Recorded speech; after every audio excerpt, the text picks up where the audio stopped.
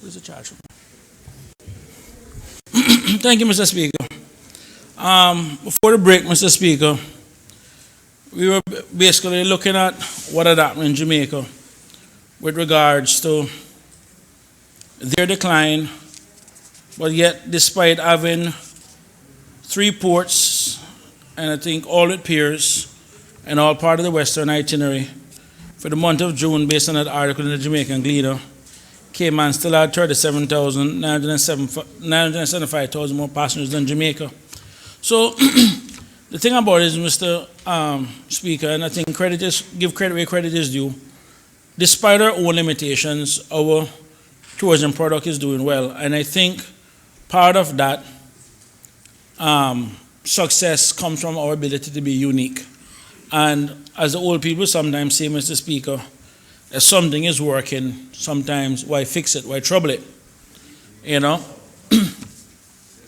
Mr. Speaker, I will encourage a member of this House to read a thesis that was done by Matthew Kurzweil that was presented to the University of Waterloo to fulfill his requirement for a Master of Arts in Recreation and Leisure Studies, Tourism Policy and Planning, and that thesis was entitled Big Ships, Small Town, the Impact of New Port Developments in Cruise Tourism Industry, the Case of Falmouth, Jamaica.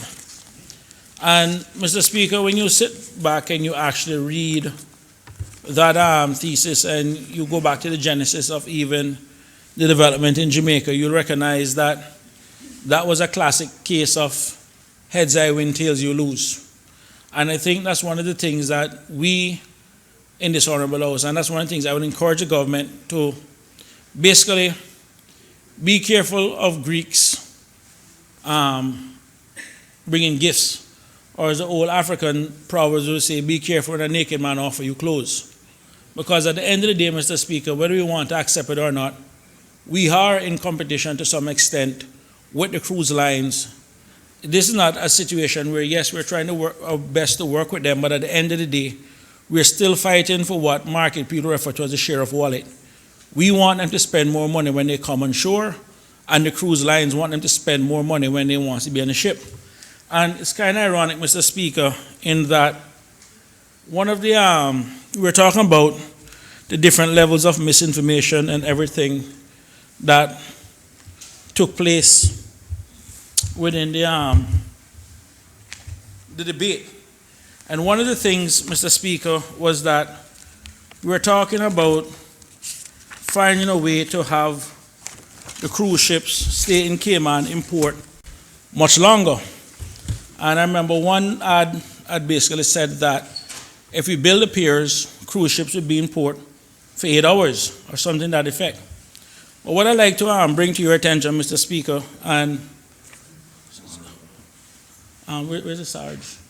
Get us the speaker here from please. I'm going to read something from it, so I want him to be able to follow.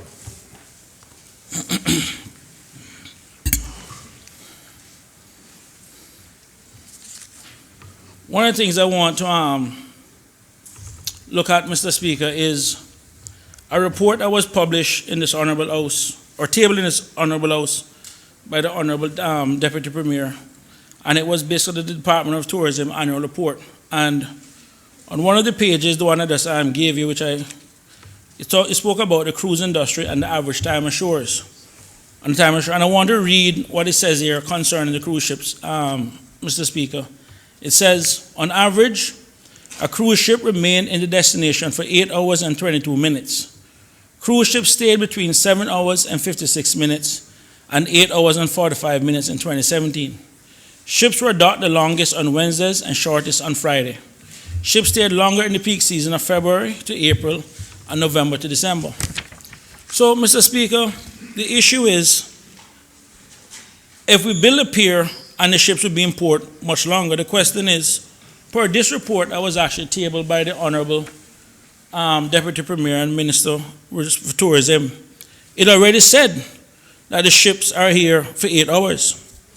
As a matter of fact, Mr. Speaker, I would like to bring to your attention, and sorry, Sergeant, I should have given you this, page 88 of the Florida Cruz, the FCCA BREA report that speaks about the economic impact of tourism.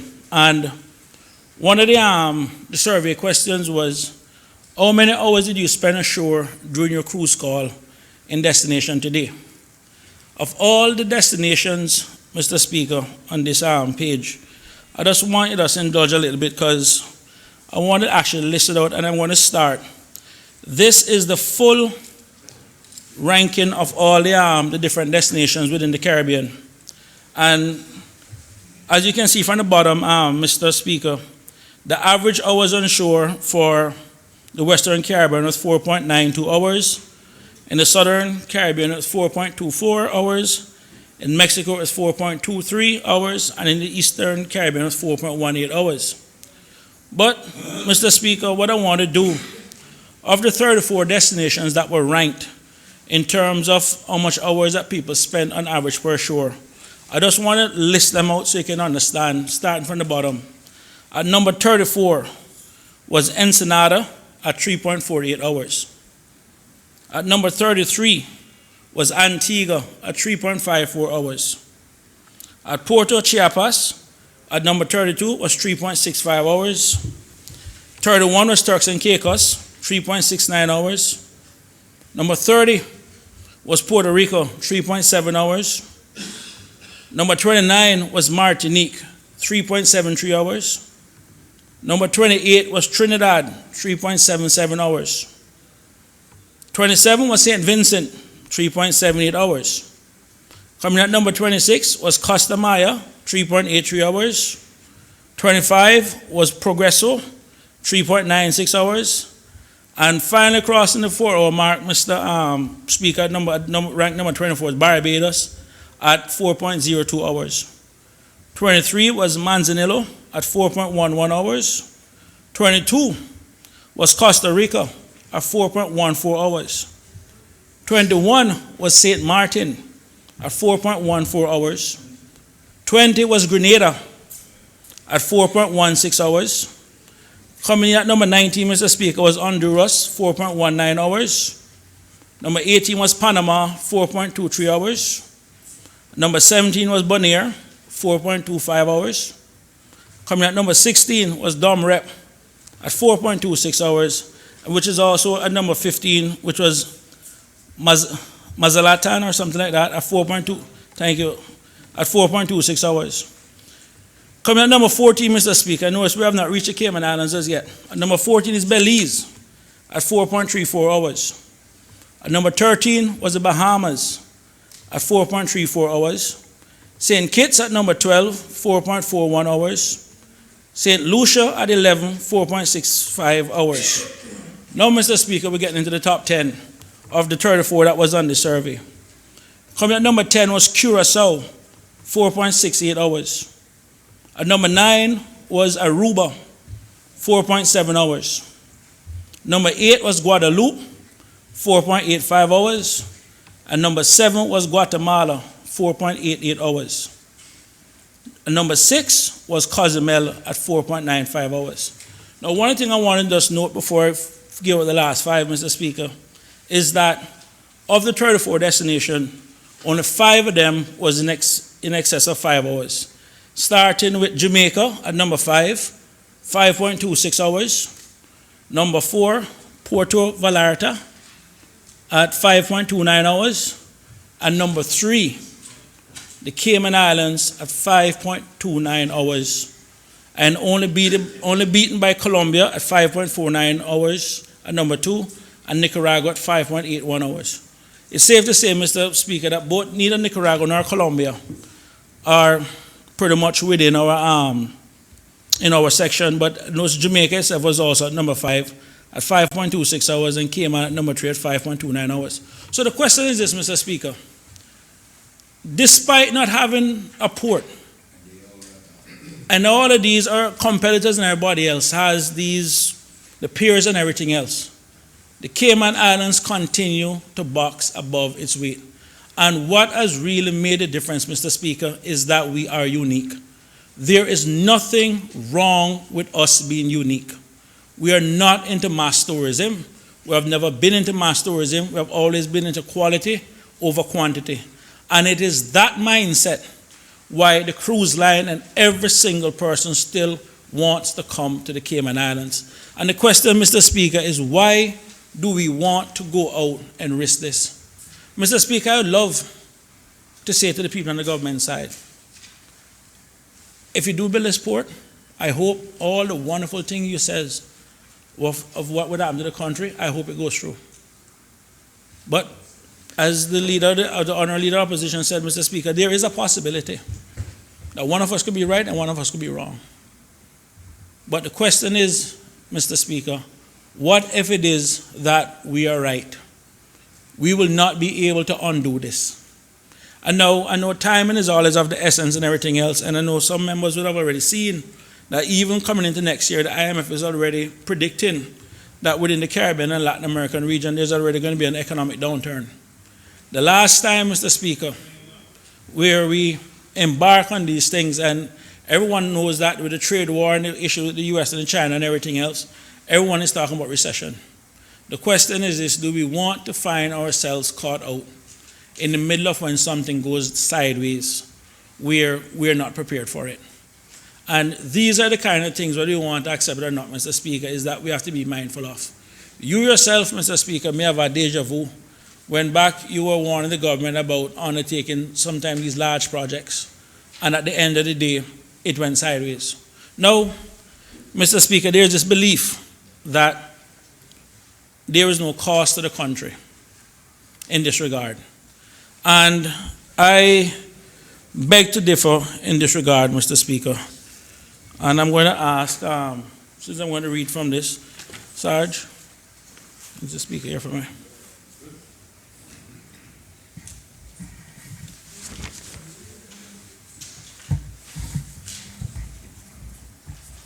Many papers. Mr. Speaker, you're old enough to have remembered the term Reaganomics. When Reagan got his second term in '84, that would have been the first time that you would have been elected. And he was quite a popular figure in the 1980s. But I just want to explain to you simply, it's a brief definition of Reaganomics. It says, an economics attributed to, or Reaganism, refers to the economic policies promoted by US President Ronald Reagan during the 1980s. These politics are commonly associated with and characterized as supply-side economics, or, as they say, trickle-down economics, or voodoo economics.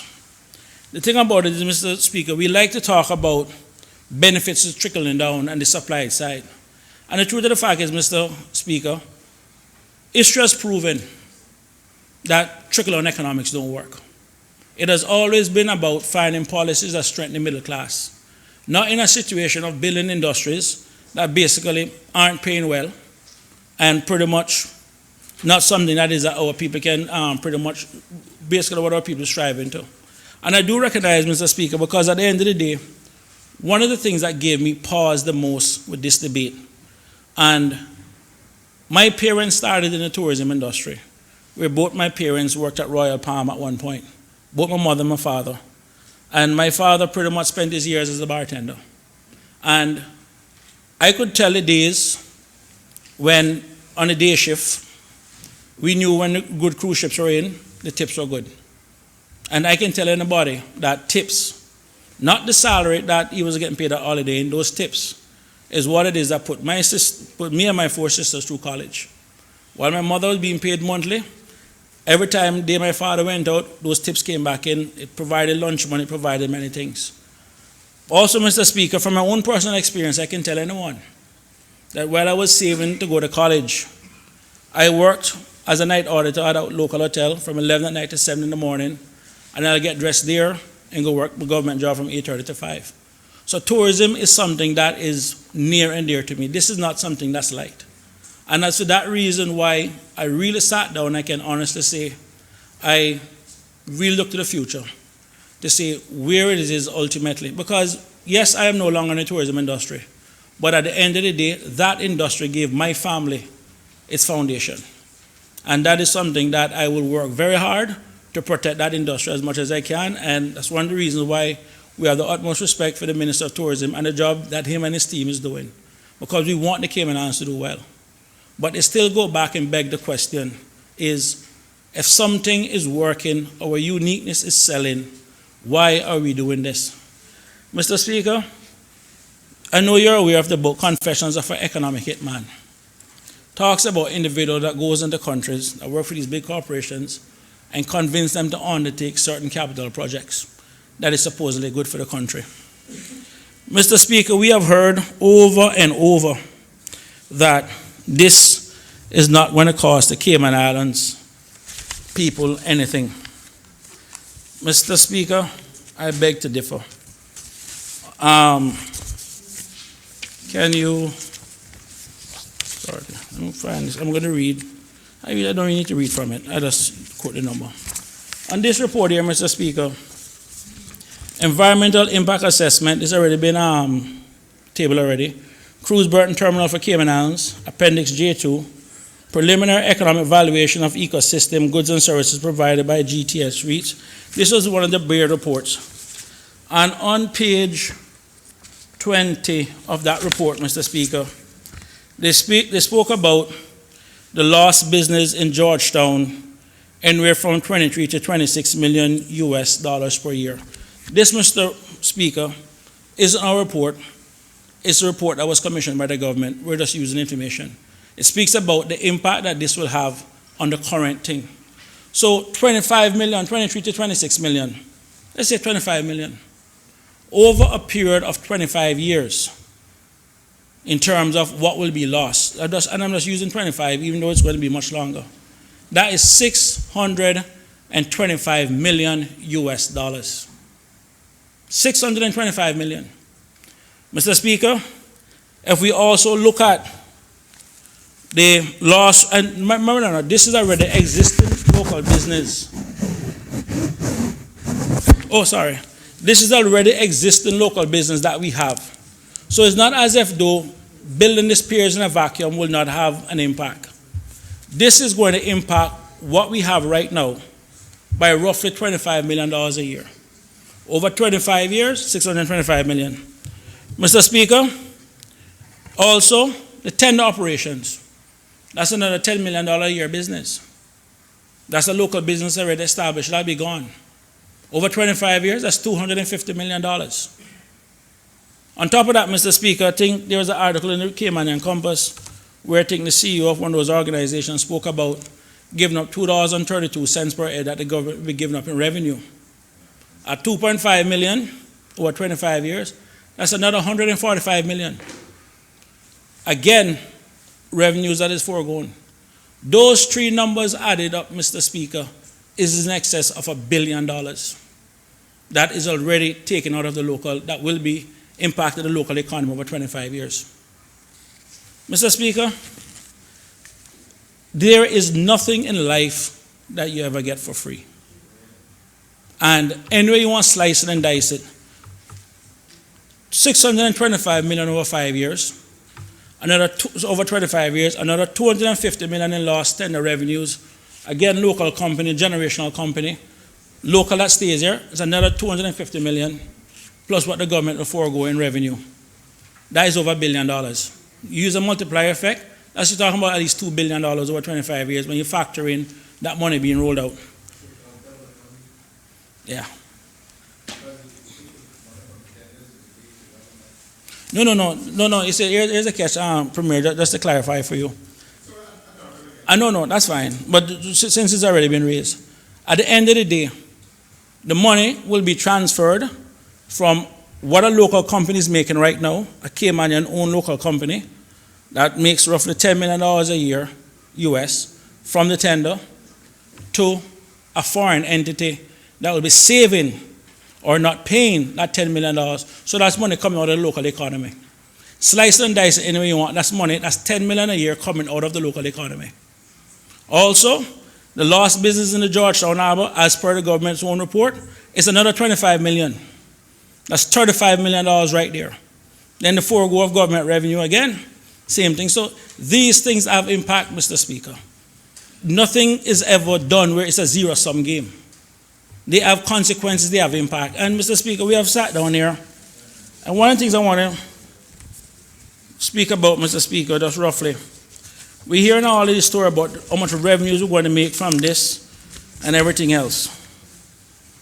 Mr. Speaker, I want to give you a copy of this. Hold on there. I need to find this copy.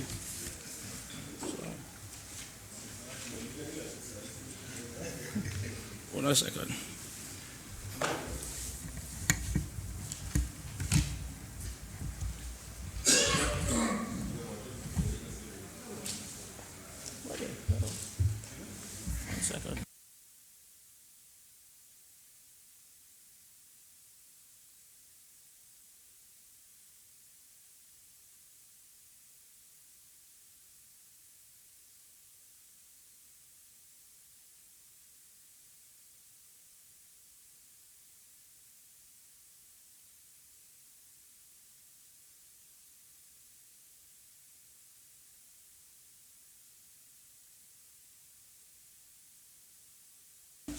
One thing I looked at, Mr. Speaker, and this is from the Department of Tourism website that deals with tourism statistics. It gives all the air arrivals broken down by month, by year, and also on the cruise line. And, hold on. Give me 2 minutes, Mr. Speaker. I really want for you to get this. Hold on.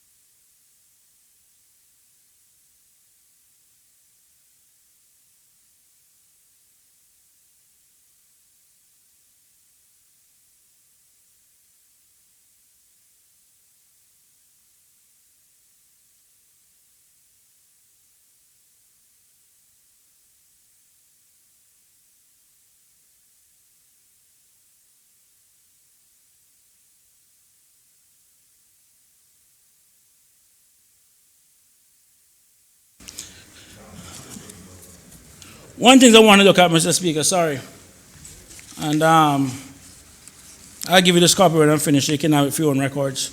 One thing I want to look at, Mr. Speaker, just looking at the Department of Tourism, during for the year 2009, there were 271,948 air arrivals, and by 2018, as per the government, the website, it grew to 463,001.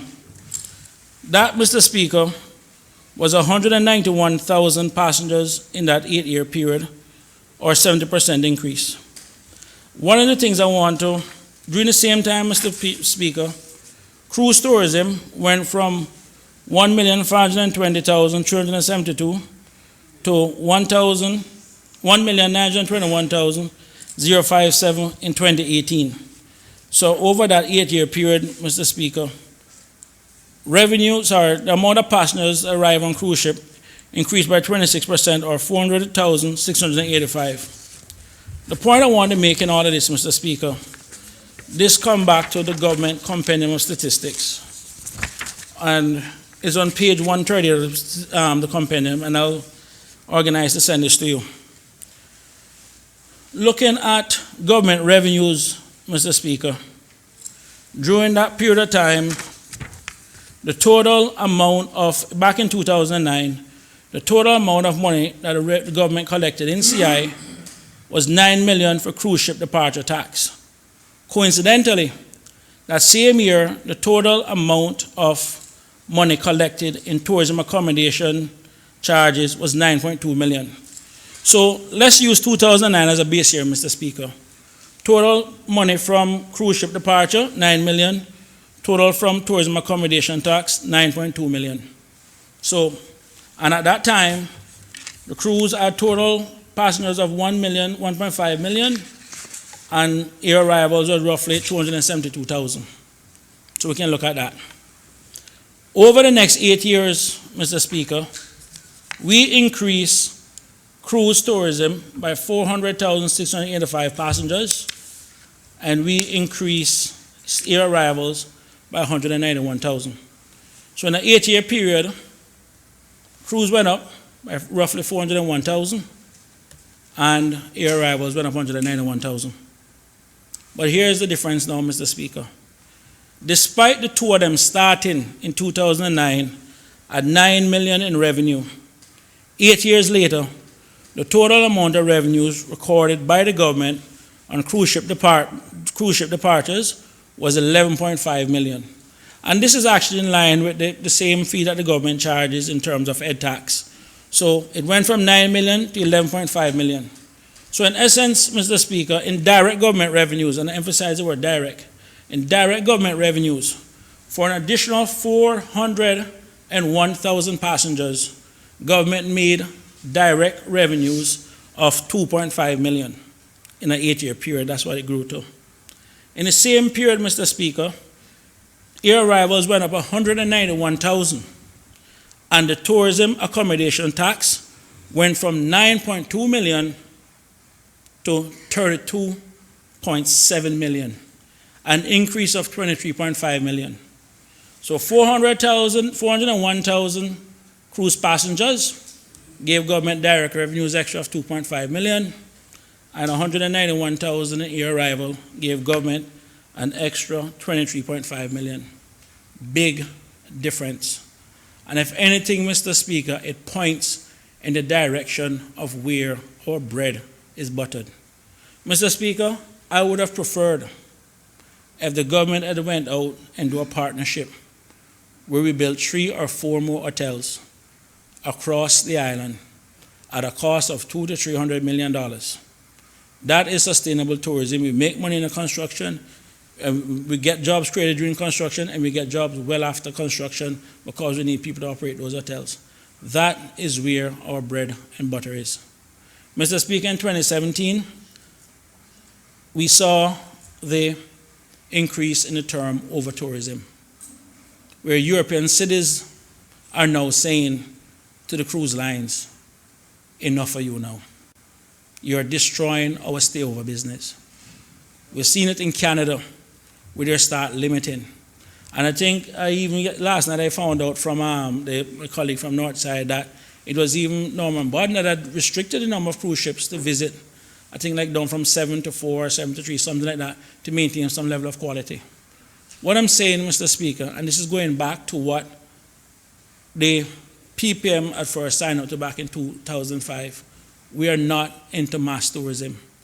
2.5 million passengers a year in Georgetown at the end of the day, regardless of whenever they are coming in, they still generate trash and they still tax the infrastructure. We can barely manage with what we have now.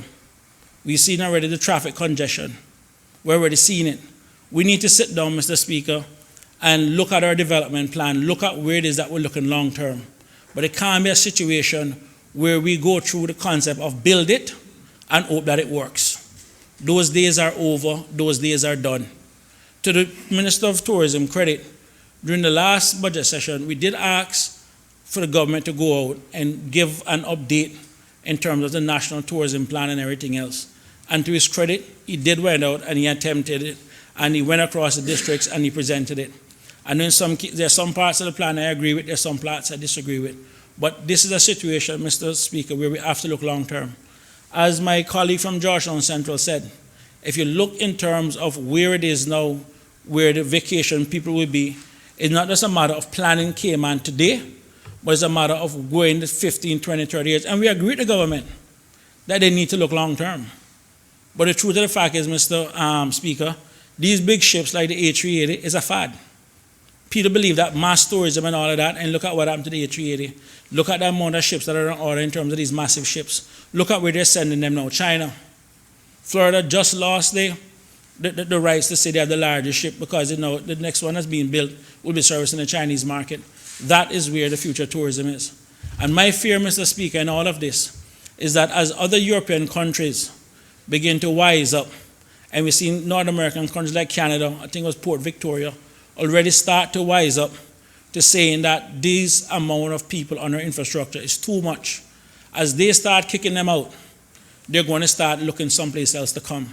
And while we may think that this is some short-term gain, in the long run, this is going to be paying for us. And I encourage the government, Mr. Speaker, to really take a long, hard look in terms of what we want the final tourism product to be. But the future cannot be mass tourism. That is not what we are about. We have seen it already. Jamaica with 3 ports, 5 piers, is literally running the same numbers that Cayman is having on an annual basis. We're already seeing it. You see what is happening in the Bahamas now. You know, their ability to compete with us is beginning to show. And the last thing that we need for happen to us is that we lose our uniqueness and what it is that made us who we are.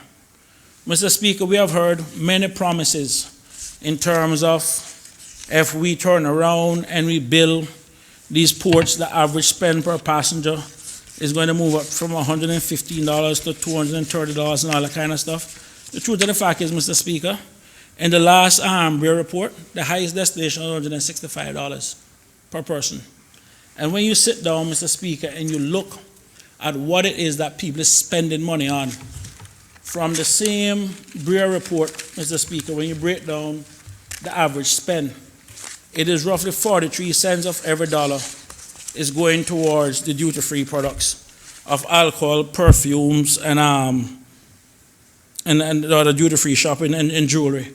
That's what it is. Taxes, and is roughly $2, 20-something cents out of the dollar is what is going towards taxes. So when you start breaking down, and this isn't my numbers, Mr. Speaker, these are from the same Bureau report, is that we need to sit down, look at what is happening, and if you look at even the last Bureau report, the average spend per passenger keeps actually decreasing despite more passengers coming. And if you look at it, Mr. Speaker, it is that same mass tourism that we're going along the route where we're bringing in more people, but the average spend isn't going up. And this is where we need to sit down and start looking at quality over quantity. There is nothing wrong with the Cayman Islands being unique. And Mr. Speaker, that is one of the things I want to encourage the government to seriously take a look at and take a pause. Mr. Speaker, one of the things I want to touch on the bill is the vote count. Mr. Speaker, like my colleague from Georgetown Central said, I too want to know how is it that the people of Bodentown West voted. And if it's a situation where the majority of them said, Chris, we are for the port, I'll be the first one out there also, with my hard out and everything, and I'll be digging and I'll be shoveling. I have no problem doing that. But Mr. Speaker, for us to sit back and look at even departing from what it is that we have done in terms of at every election that we have had in this country, we have always counted at the polling station. We have always. In 2009, when we had the other referendum for the Constitution, even that itself was the results was broken down by districts. When they did mix them together, all they did was report all of Georgetown together. And that is what I'm saying. So I'm begging everyone to implore them, because at the end of the day, I still want to know what the people of Bodentown West wants me to do.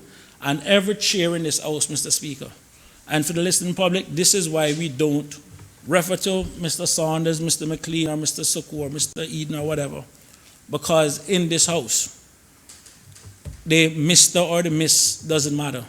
The seat belongs to the people of Bodentown West, West Bay West, Georgetown Central, West Bay South. This is what it is about. This is the seat that we occupy. The only thing that we can choose on this side, I have many chairs in which I can probably choose to go sit on, but it is still a seat for Bodentown West. And I will say to my friends and colleagues on that side, at a minimum, know what it is that your people want and decide accordingly. Mr. Speaker, in closing, Winston Churchill once said that history will be kind to me because I intend to write it. You're not getting that book back. Because you got a book for Shauna that you have not returned yet, by the way. She reminded me the other day, just so you know. All right? You're not getting that book back. I hold it hostage. But and I got nothing for you. You borrowed them from Gilbert. Yeah. The just in closing, Mr. Speaker, is that Churchill said, you know what, it should be kind to me because I intend to write it. And I would say to the people of the Cayman Islands, go out and vote either yes or no. In the final analysis, Mr. Speaker, the purpose of an election or a referendum is to determine the will of the people. That is what that's what brought every single one of us here. We represent the majority of the will of the people who came out to vote on that particular day. And I will say to people, regardless of however the results go, whether it's yes, no, or meet the threshold or not, I am prepared to accept it, and that is what I will ask everyone else to do. Come December 19th, we vote. Come December 20th, in the Christmas spirit, let every single person remember at the end of the day, we're still Caymanians. This is a democracy. We will have differences, we will have disagreements. But the system tells us we have discussions, we have debate, we find consensus. This issue is now going to the public. That is the highest political office in this country, which is voter. They are the bosses. And whatever the bosses say, whether they choose to go and say something or not to say, our job is to accept it. And I will say to everybody, regardless of where we stand, because we will have differences, this is an emotive issue. But at the end of the day, it's one issue, and we should not be divided over it, because at the end of the day, we're still Caymanians. What we have here is a difference of what we think is better versus what we think isn't better. This is what it is. And the referendum will decide it. You know what I mean? So I have no intention of sitting back and trying to push the vote one way or the next. What I will say and what I intend to do is that whatever facts are put out there, if I find the facts to be incorrect, then I intend to correct it. But outside of that, my role in this is to go out and encourage people to vote. And I beg everyone inside this house. I think we have put enough information out there. Let the people decide. And I will say to people within the CPR also, because I know for them this is a personal, and I applaud them for what it is that they have achieved. But at the end of the day now, they brought this referendum. Come on, Mr. Speaker, you got to give credit. You yourself used to be a firebrand too, and what you have done has passed on to many of them too. You don't think you would have inspired other people to be firebrands? You inspired me, you know? You know, so, but that's all right. But this is what it comes down to. And with that said, Mr. Speaker, I will, like I said, whatever the bosses decide, I'm willing to accept that. And all I ask is that we keep it civil. We're still Caymanians, and we just stick to the facts. You know what I mean? Putting out stuff like about increasing spend from 115 to 230, that's not going to happen. And don't run those kind of ads. Those are misleading. You know what I mean? Just give the people the proper information, let them make the decision. And whatever it is, come December 20th, I'll come drop off my fruitcakes, everybody up inside here. And with that, I wish you all the best. Thanks very much, Mr. Speaker.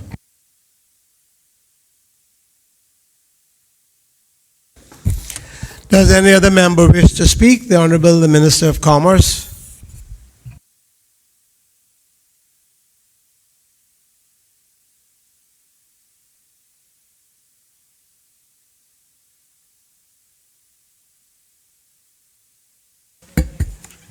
I got enough glasses.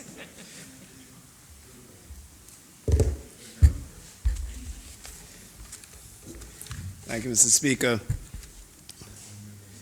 Mr. Speaker, I rise just to give hopefully a short contribution to the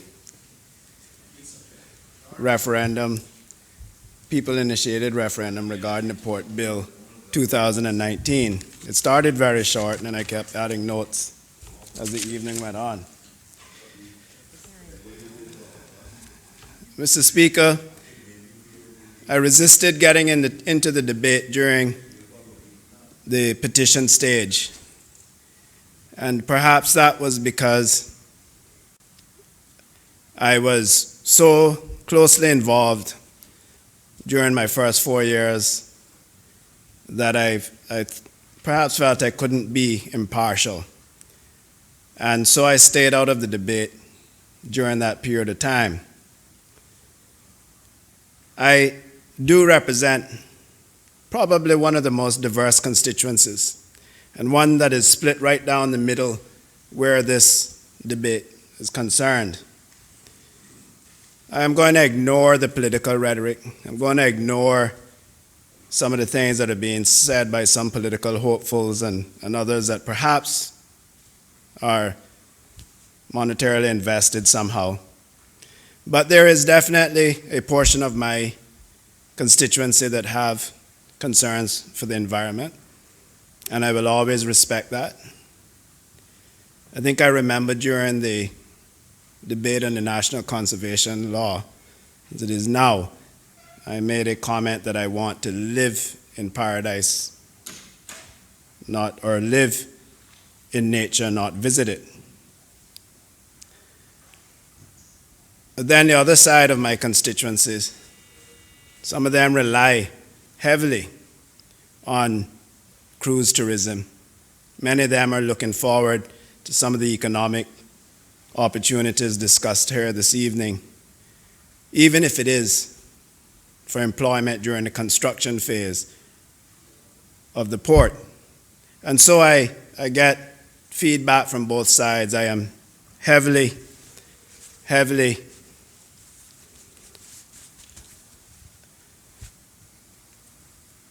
pressured, I guess, by both ends of it. Mr. Speaker, over the first 4 years serving in the PPM government, the former government, I had the distinct privilege, and I truly mean that, I had the distinct privilege to serve as a councillor in the Ministry of District Administration and Tourism under the Honorable Deputy Premier. And not only do I hold the Honorable Deputy Premier in the highest regard, but also I'm very appreciative because he took me in completely. He never left me out of a meeting. He never dismissed my position with him as anything inferior. In fact, very much the opposite. He made me as equal as possible to him from the very first day. We went upstairs and we looked at the offices, and he said, okay, I'll sit in this office. Chief Officer, you're in the middle. Councillor, you're on the end. That way we both have Chief Officer between us. We have access to him. I wasn't stuck in some corner somewhere. He treated me from that very first day as an equal, as a partner in the ministry. And so I was involved on a daily basis in the idea of building a cruise port. In fact, when I decided to join the Progressives, one of the tasks that I was given was one of two tasks that I was given. The first task I was given was to do a study on the needs of small businesses. And the second was also to go door to door and talk about, do we want cruise pairs? And if we do, where do we want them? And I think many others that were with us during the 2013 election were given the same task. And it came back that our people told us they want the cruise pairs, and Georgetown Harbor is the only place. There were proposals for Red Bay. It was very heavily debated about Red Bay and North Sound and other places. But that's what we were told, that's what we campaigned on, and I certainly, personally, won my seat on it whilst campaigning for it. Certainly hope it wasn't the only reason I won my seat. Very quickly after taking office, Mr. Speaker, we were summoned down to the port in 2013, almost on a weekly basis. There were fights, there were arguments, there were issues, it was a mess. Many people mentioned the numbers earlier. I think we had just over 1.2 million passengers that year. People even came to my constituency clinic every Thursday, as it has been, inundated with persons coming, losing their buses, losing their homes, crying, not getting enough business, finding, should stop all civil servants that drive buses and all sorts of things. Then we flew to Miami to meet with the cruise lines. Again, Honorable Deputy Premier took me along every step of the way. And before we could even start talking to them, they said, "You guys are wasting your time. We've heard this a million times. Listen, we want a few little things done on the port. We can't even get that done. There's nowhere for our people to sit. There's no tents. If it's raining, there's nothing." And so we left there a little embarrassed. We came back. We met with the port. To their credit, they had everything. They already had it mapped out. They just had it in storage for some reason. And so we deployed it and we looked good. Just being absolutely frank, we were able to deploy it within a week or two. And then very quickly the phone calls started coming in. "Okay, you guys are serious." And then we went into the strategic business case, which is done in-house, or the strategic outline case, they call it. And we were under the framework for fiscal responsibility at the time. And so from the very beginning, we sent, each step of the way, we sent it off to the Foreign and Commonwealth Office for their approval, for their comments, for their feedback. Mr. Speaker, that took a lot of time, sometimes weeks before they would respond. Honorable Deputy Premier showed a whole lot more patience than I would have, certainly. And then we hired PricewaterhouseCoopers to do the outline business case, the OBC as it's called. And again, we continued each step of the way to get the approval of the Foreign and Commonwealth Office. This continued, this took time, Mr. Speaker, and this continued even when we were released by the UK on the restrictions placed on us. We still continue to follow the guidelines of the FFR while preparing the outline business case. When we talk about good governance and due process, I found it extremely frustrating, Mr. Speaker. In fact, I know that the members, there's two sitting in the room across the floor from me, can agree that many times we sat in the caucus and shook our heads and complained about how long things were taken because of due process. No one can deny that. In fact, we still struggle with it.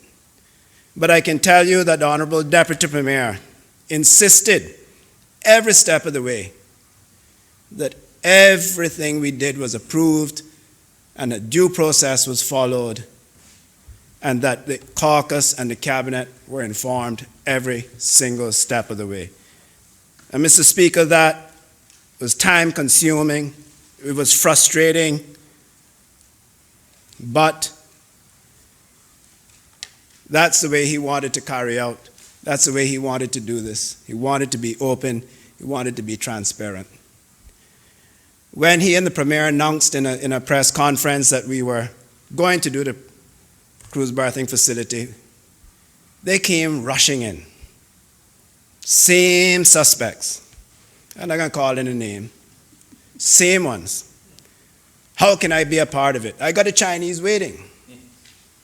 I don't know how many people know the Chinese, but we had several come and say they got them waiting. Everybody had the Chinese waiting. Everybody could do it. And they were all shocked. They were all shocked when the Honorable Deputy Premier said, this is all going to go on the website. This is going to go to public tendering. All of the documents will be available on the website. Really? Everybody's going to be able to tender on it? Yes, that's the way it's going to happen. And so, Mr. Speaker, We continued down that road. And here we are today. It took us 6 years. And in the last year, almost 6 years, and in the last year, I think the general public became frustrated with the process. I fielded 3 years ago. I had individuals come in to see me with environmental concerns. I respect that. We need that. That's important. But I think the general public, whilst accepting that we were going to build these cruise piers, became wary, became concerned. And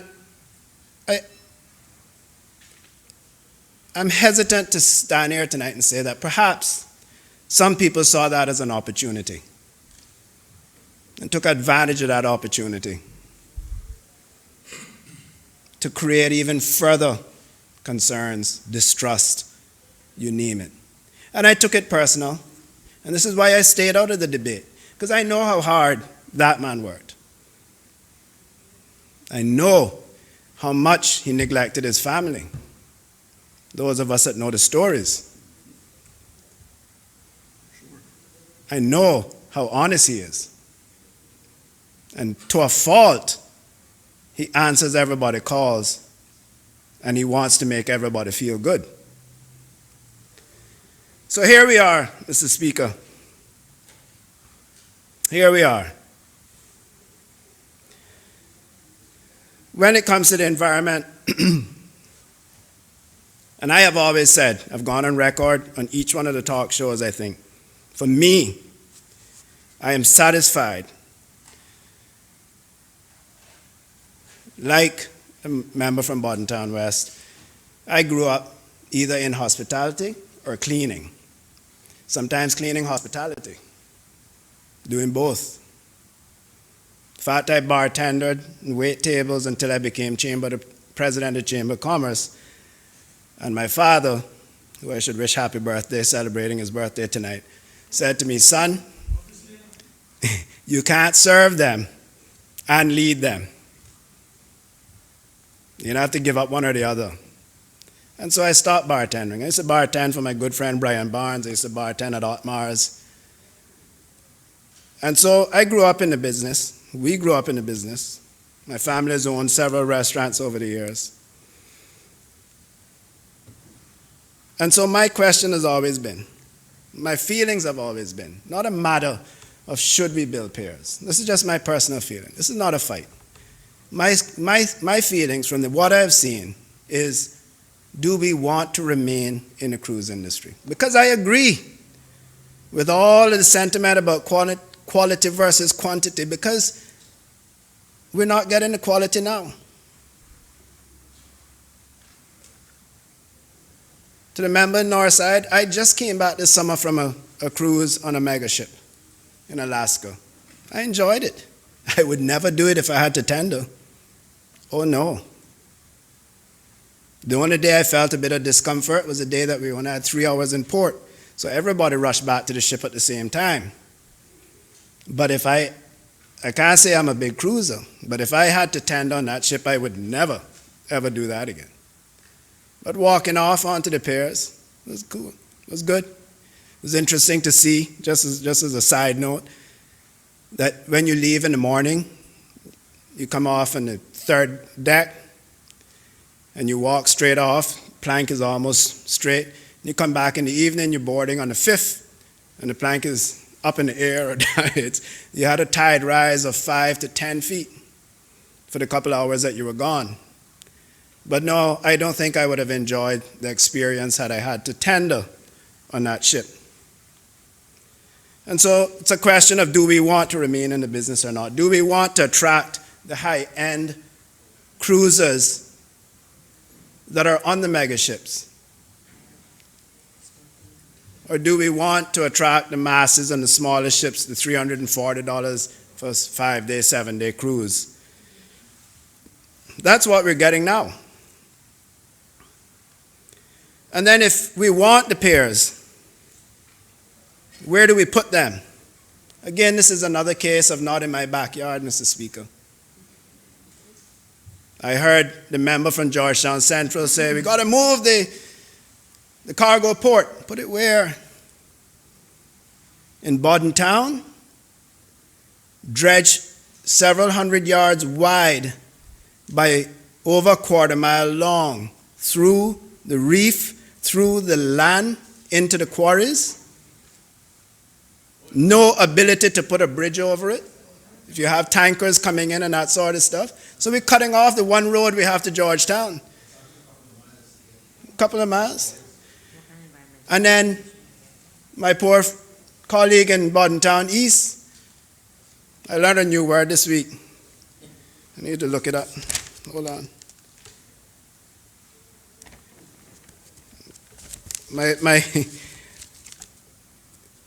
My poor colleague in Bordentown East, I don't know what kind of hydrological survey we're going to do to stop his constituents from flooding when we do that. They're already below sea level, and we're going to build up around them to build a major cargo, cruise, and fuel transport, fuel transshipment point in there. I don't know what we're going to do for those poor folks.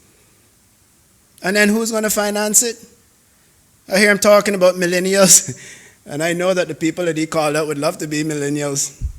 I'm a millennial. But complaining about it that the millennials want to spend $200 million on a cruise port. You know how much that development would cost this government?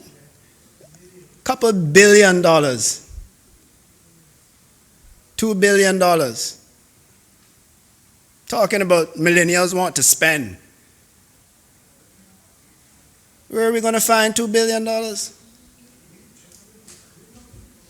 When we talked about building a cruise harbor, and we spoke to the engineers, and we said, look at, one of the first things was to look at all the alternatives, North Sound, East End. Maybe we should go back to East End. Maybe the representative from East End, we widened the road recently, so if he lay down the road, we can go around him. We got guardrails, we can't run off. Not in my backyard.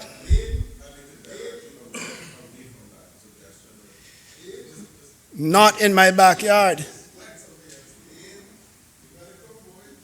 So when we asked them to look at all of the other areas, when we talk about the environment, they came back to us and they said 200% more environmental impact.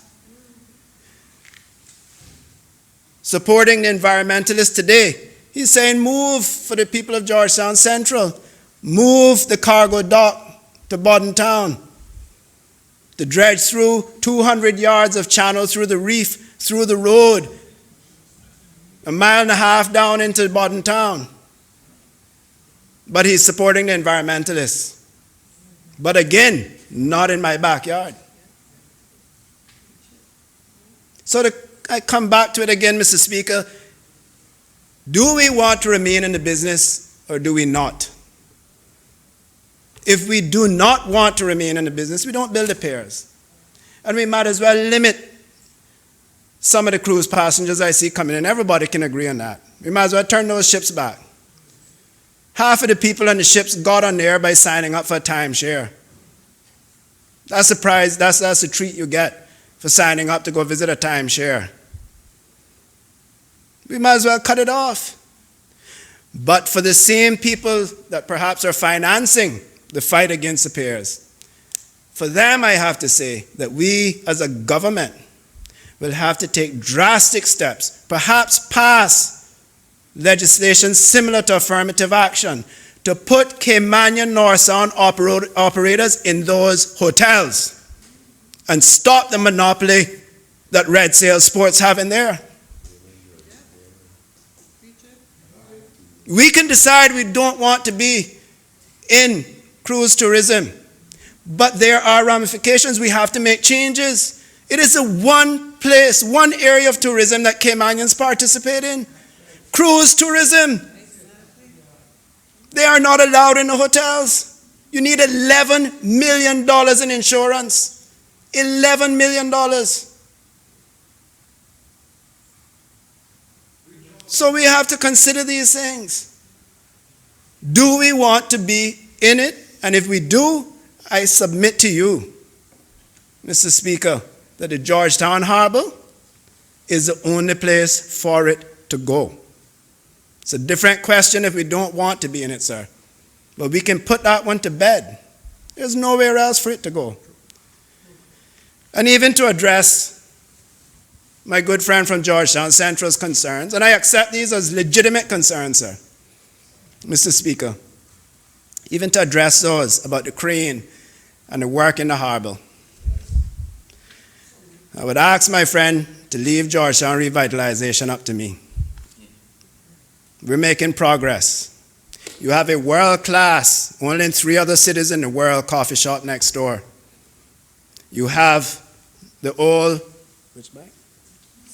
CIBC building being completely refurbished with some retail, etc. We have several very, very good projects on the books for Georgetown.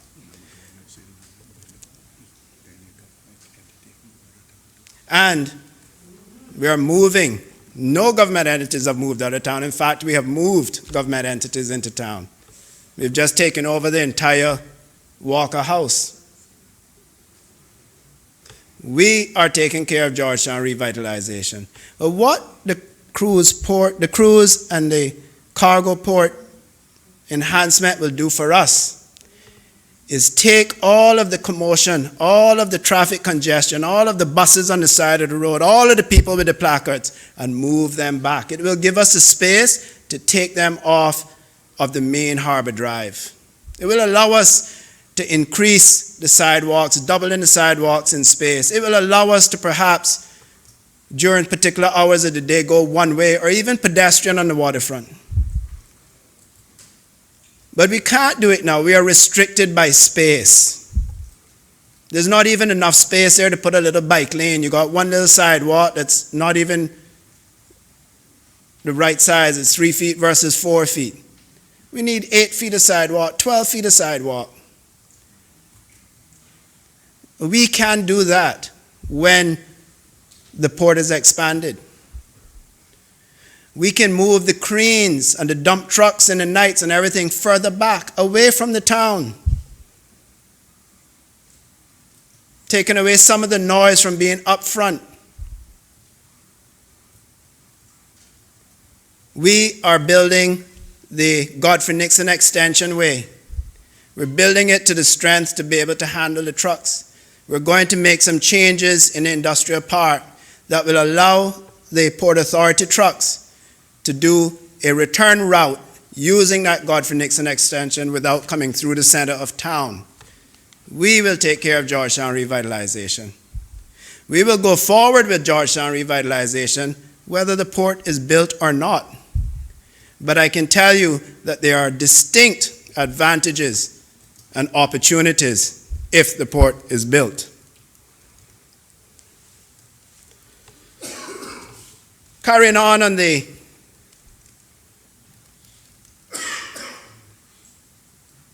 environment, we criticized yesterday for engaging experts. But if you don't engage experts, you're criticized. You're doing it wrong. You'll be taken for judicial review by the National Conservation Council. East-West Arterial. We need it. Major government project. We have to do it. Development has gotten ahead of us in the eastern districts. But we have to do an EIA. And there's major concerns about flooding.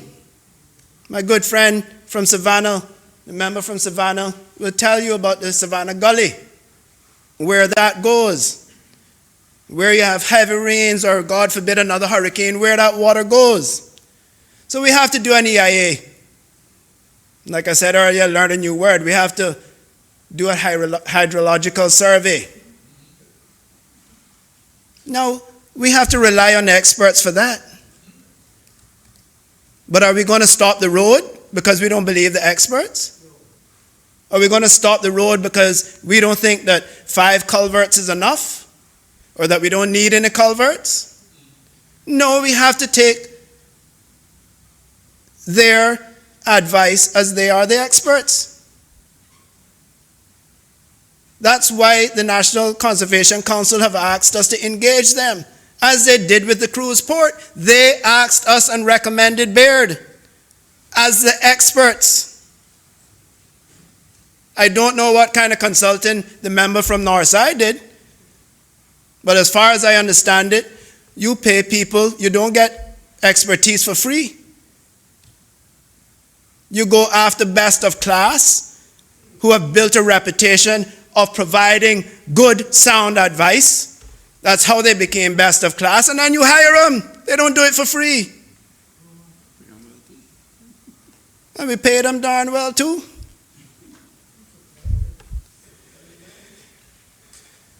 Are we going to stop the east-west arterial because we're going to go through parrot nesting areas?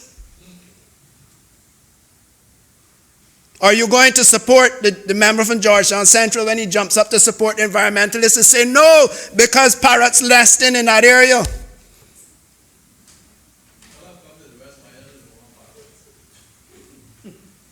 So we have to consider these things. Yes, we have to take the environment into consideration, but you have mitigating factors. You have mitigating actions that you can take, and you do your best and you hire the best in class as consultants to tell you what is the best way to carry out your project with the least amount of environmental impact. I want to jump in the excavator and go start the east-west arterial myself. Mr. Tony, no, Paul Bodden raised me. I can drive an excavator just as good as anybody else. But I understand. I understand.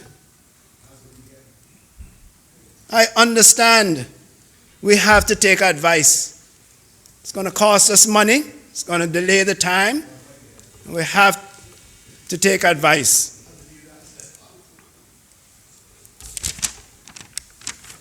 Speaking about traffic, the member from Northside criticized me yesterday, or criticized the National Roads Authority about their little piece of road work they're doing or something, he said. So I received a WhatsApp this morning.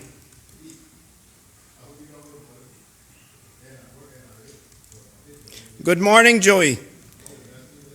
This is your morning traffic update. This individual is from Midland Acres. This is your morning traffic update. I hope all is well. I left home at 6:10, and then I hit traffic at Mance Road, Bodden Town. It was then bumper to bumper until passing Will T. However, at 6:50, I was pulling into prep, so that's not bad. It's actually 100% better than before. Then I got one from the north side.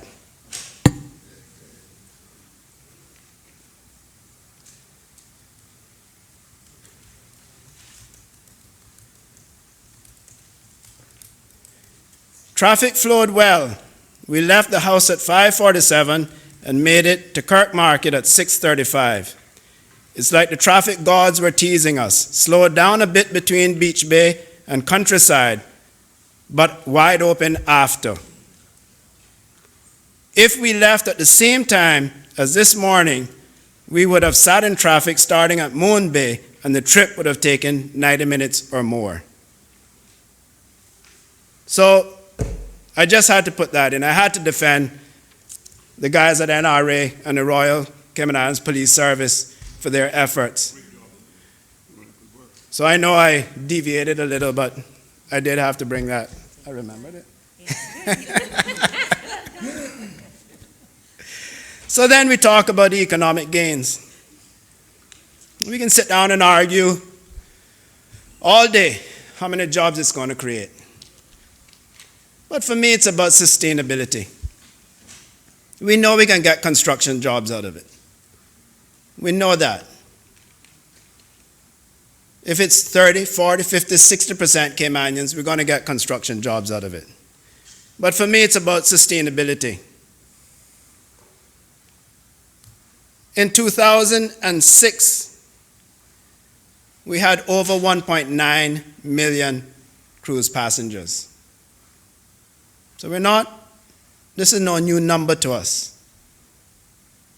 However, by 2013, the decline took us to just over 1.3 million. Go back to my story about when we first took office. Member from Newlands knows. You probably got people visiting you for about the same thing. Down to 1.3 million, just over 1.3 million. 2019, over 1.8. And so we are talking about sustainability. We are talking about taking the numbers to a level where our Caymanian people, our tour operators, our taxi drivers, our persons in the stores in the waterfront, persons transporting people down to the marina, Stingray tour operators, the Caymanians at Cayman Turtle Center, Caymanians at Pedro's Castle. We're talking about sustainability, finding a number that we can sustain over the coming decades for those persons. And that is what the cruise deal does. If they don't come, they lose their money.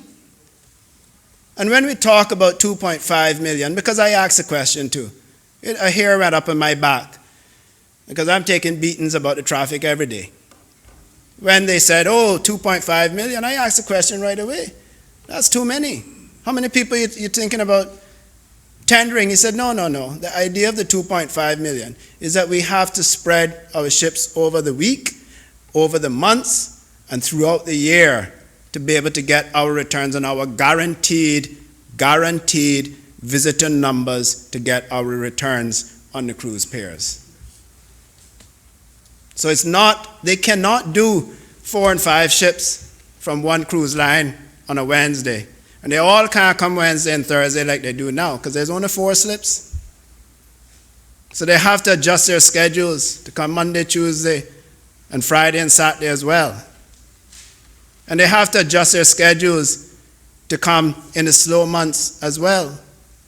And if you don't think that when they're looking at their schedules and they realize that they're losing their money in the Cayman Islands because they have not met their quotas, that they're either not going to assign a ship to come to get their money or to find another company to take their spot on that pier.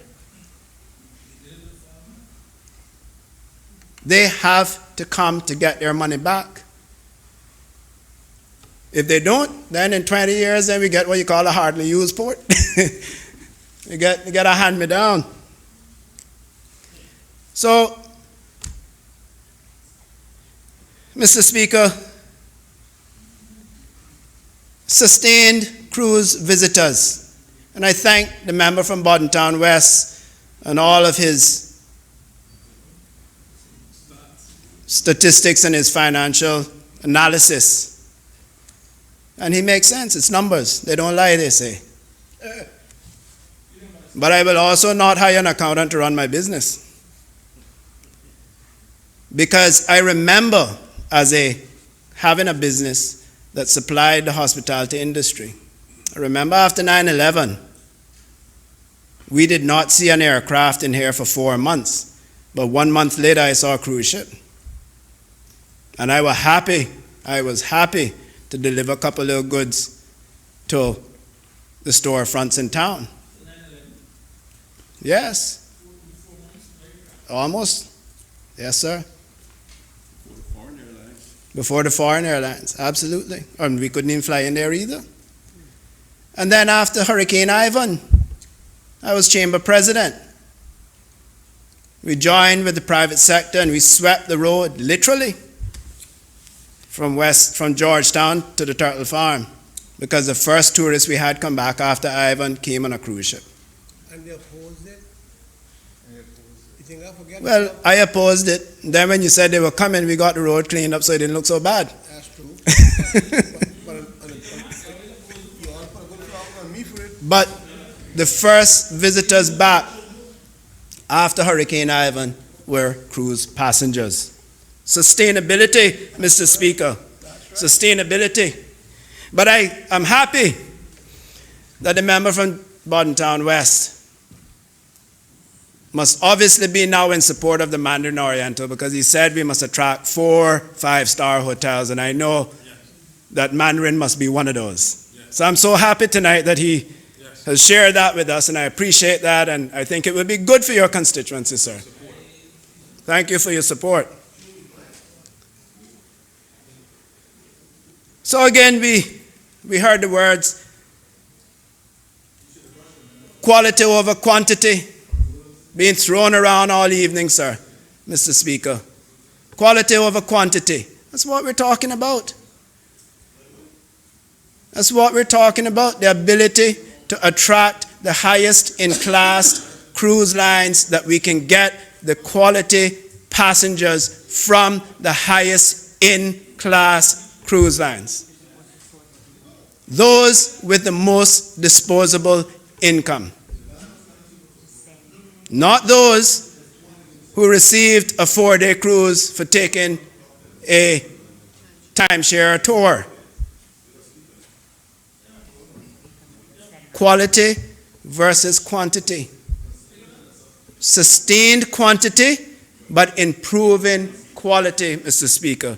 Sustained quantity, returning us back to where we were in 2013, in 2006, 2007, just under 2 million passengers, returning us back to that, but with quality. Sustained quantity, but with quality. Top class cruise ships with high net worth passengers. That is what we are trying to achieve, Mr. Speaker. So I thank the member from Georgetown Central for continuing to say quality over quantity. I agree with him 100%.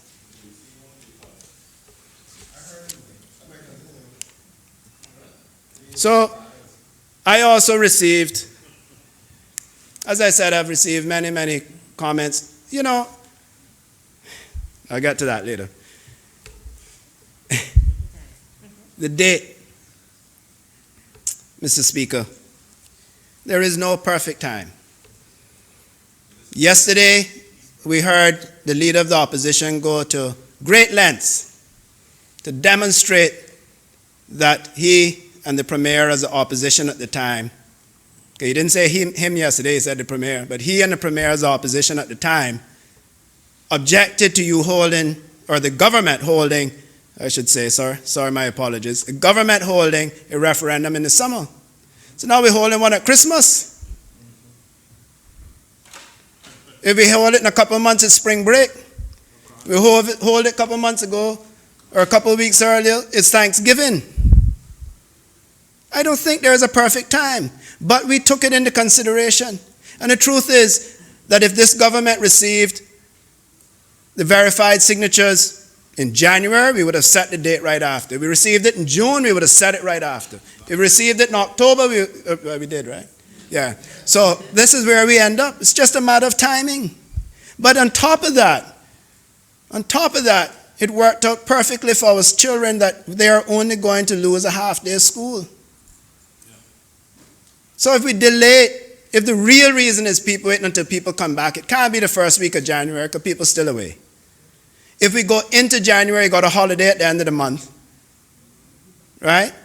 And then children are going to have to be out of school for 3 days, or at least 2 days total. Half day for setup, full day for the vote, half day for breakdown. Right in the beginning of the school year. Another interruption. So it just worked out. It just worked out. For me, and perhaps I am not that good of a politician, for me it was nothing malicious.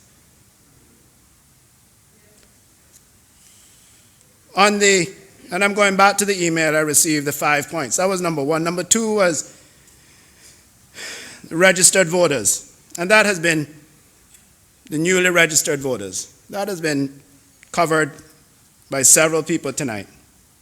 But again, the key point is there's no perfect time. If we delay it 2 months, then those that are registered in between that are going to want to be included as well. But I do welcome all of those, especially those who just now decided to register because they want to vote in a referendum. I welcome them to all aspects of civic duty in the Cayman Islands. Hand on heart, I welcome them. The alcohol sales, I will admit, it was me that raised it. I have responsibility for commerce. I come from the hospitality industry. I know, because I used to bankroll them, I know that there are restaurants and caterers that are looking forward to that week to pay the bills from the slow weeks, the slow months, in fact. Some of those parties are $20,000, $30,000. That covers September, October, November. In the old days, that used to cover when we used to get all 5 Category 1 hurricanes passing by and you have to close 5 times, all those sorts of things.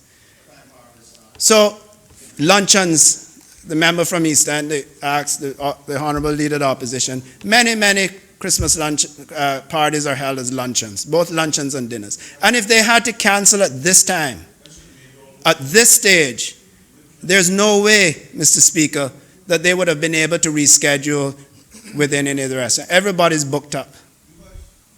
And so I would take responsibility for that. I thought it would be very difficult to say to the private sector, to say to the people that rely on this time of the year to make some money, to kick off the season for them, that they can buy new things, etc., that, sorry, you're going to have to cancel whatever functions you had on that day. In fact, you got to close at midnight the night before, and then you lose a whole day. And so that was my argument, and I thank the government for seeing that side of it. I felt it necessary to raise that for the industry. The argument about the cargo being a separate issue, Mr. Speaker, it was not in our manifesto, and I'm not going to debate manifestos. But when we had our first meeting with the Port Authority Board, the Port Authority Board said we will not support any redevelopment of the port unless cargo is included. They made that very clear to us. And that is when cargo entered the deal. That is when cargo came into it. We agreed with them. We agreed with them. The member from Georgetown Central talked about foresight, planning. It's not just all on the minister or the ministers or the cabinet. That's what you have your technical people for. That's why you appoint boards and why you have managing directors, etc. They were right. And they have proven us right now at this stage, as we're going through a development boom, that we have run out of space. And it makes no sense to touch that location unless we improve the cargo aspect of it as well. And that is where cargo came into it. And so we have, I covered that while you were outside. So, if we decide that we're not going forward with cruise berthing facilities and the enhancement of the cargo port, but we know we need the cargo port, where are we going to find the money? The tenders aren't going to bill it for us. In fact, we discussed that with them. We discussed an enhanced tender dock with a riprap that they could come inside, etc. They were not interested. So we have to find the money. So what are we going to cut out? The roads? We finally get to a point where we'll have the landfill capped in the early part of the year. So we're going to cut out the integrated solid waste management system. Or we just signed a contract and broke ground on the mental health facility. Should we stop that and use that money? Should we take back the teachers' pay raises? Should we take back the money we're spending on the new curriculum? Or should we, since we don't have a mandate, which we've been told several times tonight, but we've always said no new taxes and no borrowing, then we should go back against that then. Let's go borrow it. Let's increase taxes. Let's increase cost of living. Add more on to the port. The important thing to understand here is that the cruise head tax, as Mr. Miller pointed out in his debate last night, he brought attention, he brought light to the port finances. The Honorable Deputy Premier responded to that today, outlining the increases, and that is tied to the head tax from cruise tourism. Take the whole cruise tourism, take the cruise tourism out of it, and we will have to be subsidizing the cargo port.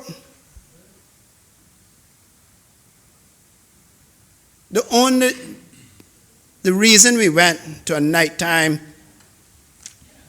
operation was not just because of cruise passengers. At that time, we had the other two terminals using. It also had to do with traffic and congestion in town and safety. I sat on the port board when that decision was made.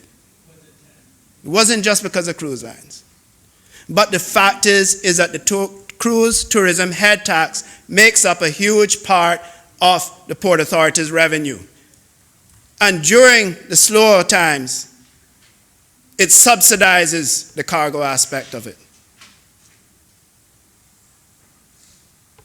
So we have to consider these things. That is why we are the government. We have been elected and put in this position to consider all of these things. And I don't take any of them lightly.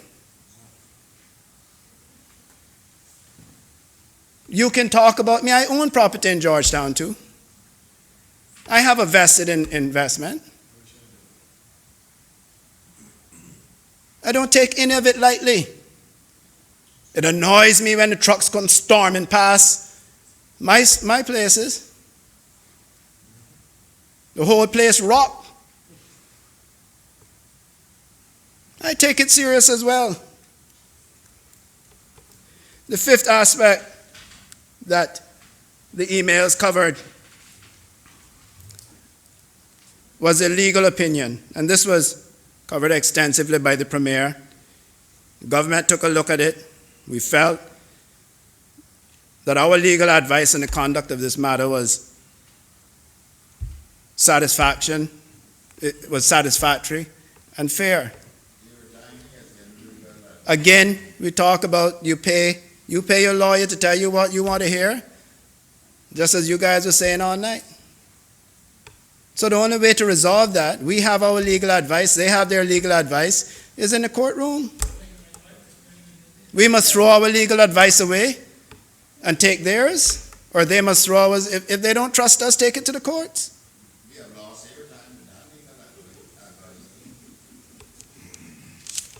I think I should take the opportunity to actually congratulate the Elections Office, the Attorney General, and the Premier's Office on putting together so quickly and so efficiently this bill. We're following the will of the people.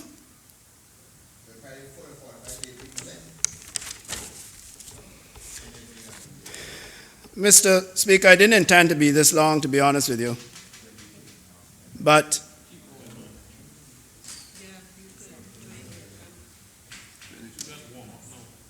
the member from Georgetown Central and the member from Bordentown West and the Honourable Leader of the Opposition all said in the referendum, if their constituents, they want the individual counts for their constituency, because if their constituents say they support the dock, they're coming out with their shovel. Too late then.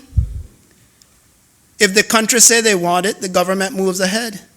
You join us, you help us, you support us, or you don't. If the country says they do not want the cruise berthing facilities and enhanced cargo port, then they have given the government a mandate. A very, very clear one. We don't need a manifesto for that one.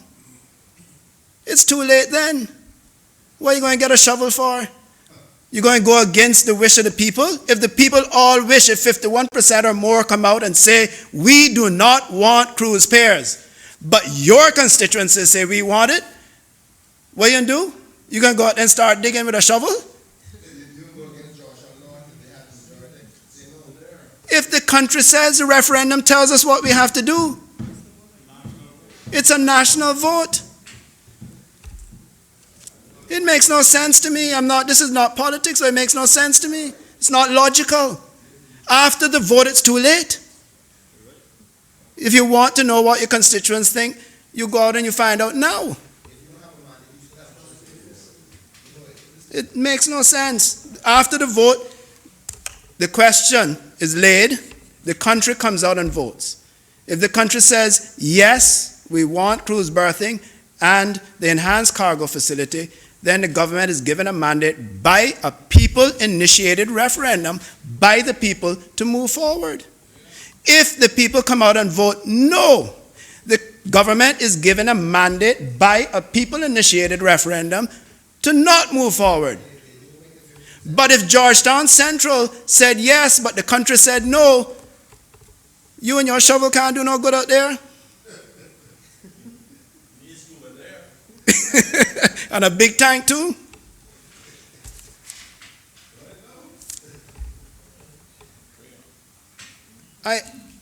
Mr. Speaker, the other thing I wanted to touch on before I even got into all that other stuff. No, okay, I didn't have that much, and it was on one little piece of paper. The one concern that I have, and the one thing that disappoints me the most, is that I've heard from people on both sides of the story. Both sides of it. And I would tell you this. I have good friends who do not support the port. But they have said to me, it doesn't change the way I feel about you, or it doesn't change my support for you. But the one thing that everybody is concerned about is the bullying from both sides. It has happened from both sides. Because someone decides to voice their opinion, they're attacked, they're stupid, they're ignorant, they're drinking Kool-Aid, you're this, you're that. That's not who we are. That is not who we are. That is not who we are. We are a better people than that. Because I differ from you doesn't change. One of my very best friends during the 2000 election was one of the heads of the C4C. It didn't change my relationship with him. It shouldn't. It should not. We talked about earlier, several members yesterday, the leader of the opposition mentioned it. I think the member from Georgetown Central mentioned it, about when we have light moments between us. I don't think the leader of the opposition would mind if I mention, he said earlier today that having camaraderie between us in the lunchroom is what will keep us sane.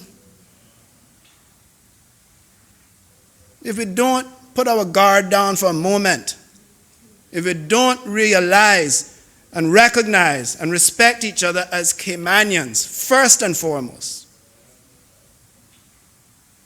then we are heading down a dark path. We're setting a precedent and an example that will only take us to a sorry ending. That is not who we are as Caymanians, not who we are. And so I will continue to represent all sectors of my constituency.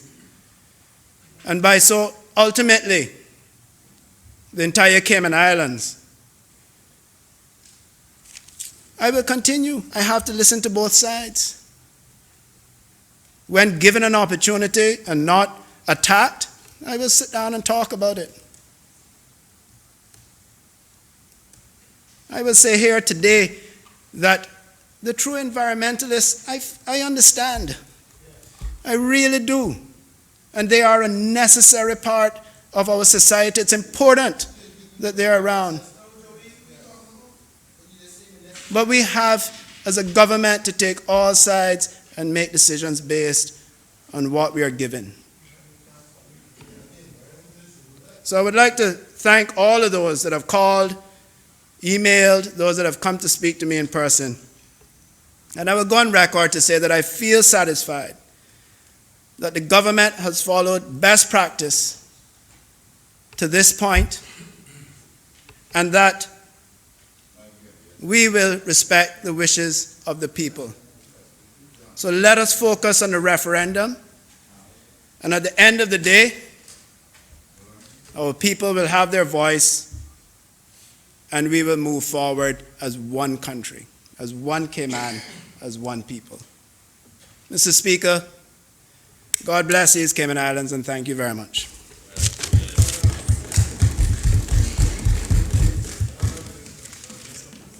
Does any other member wish to speak?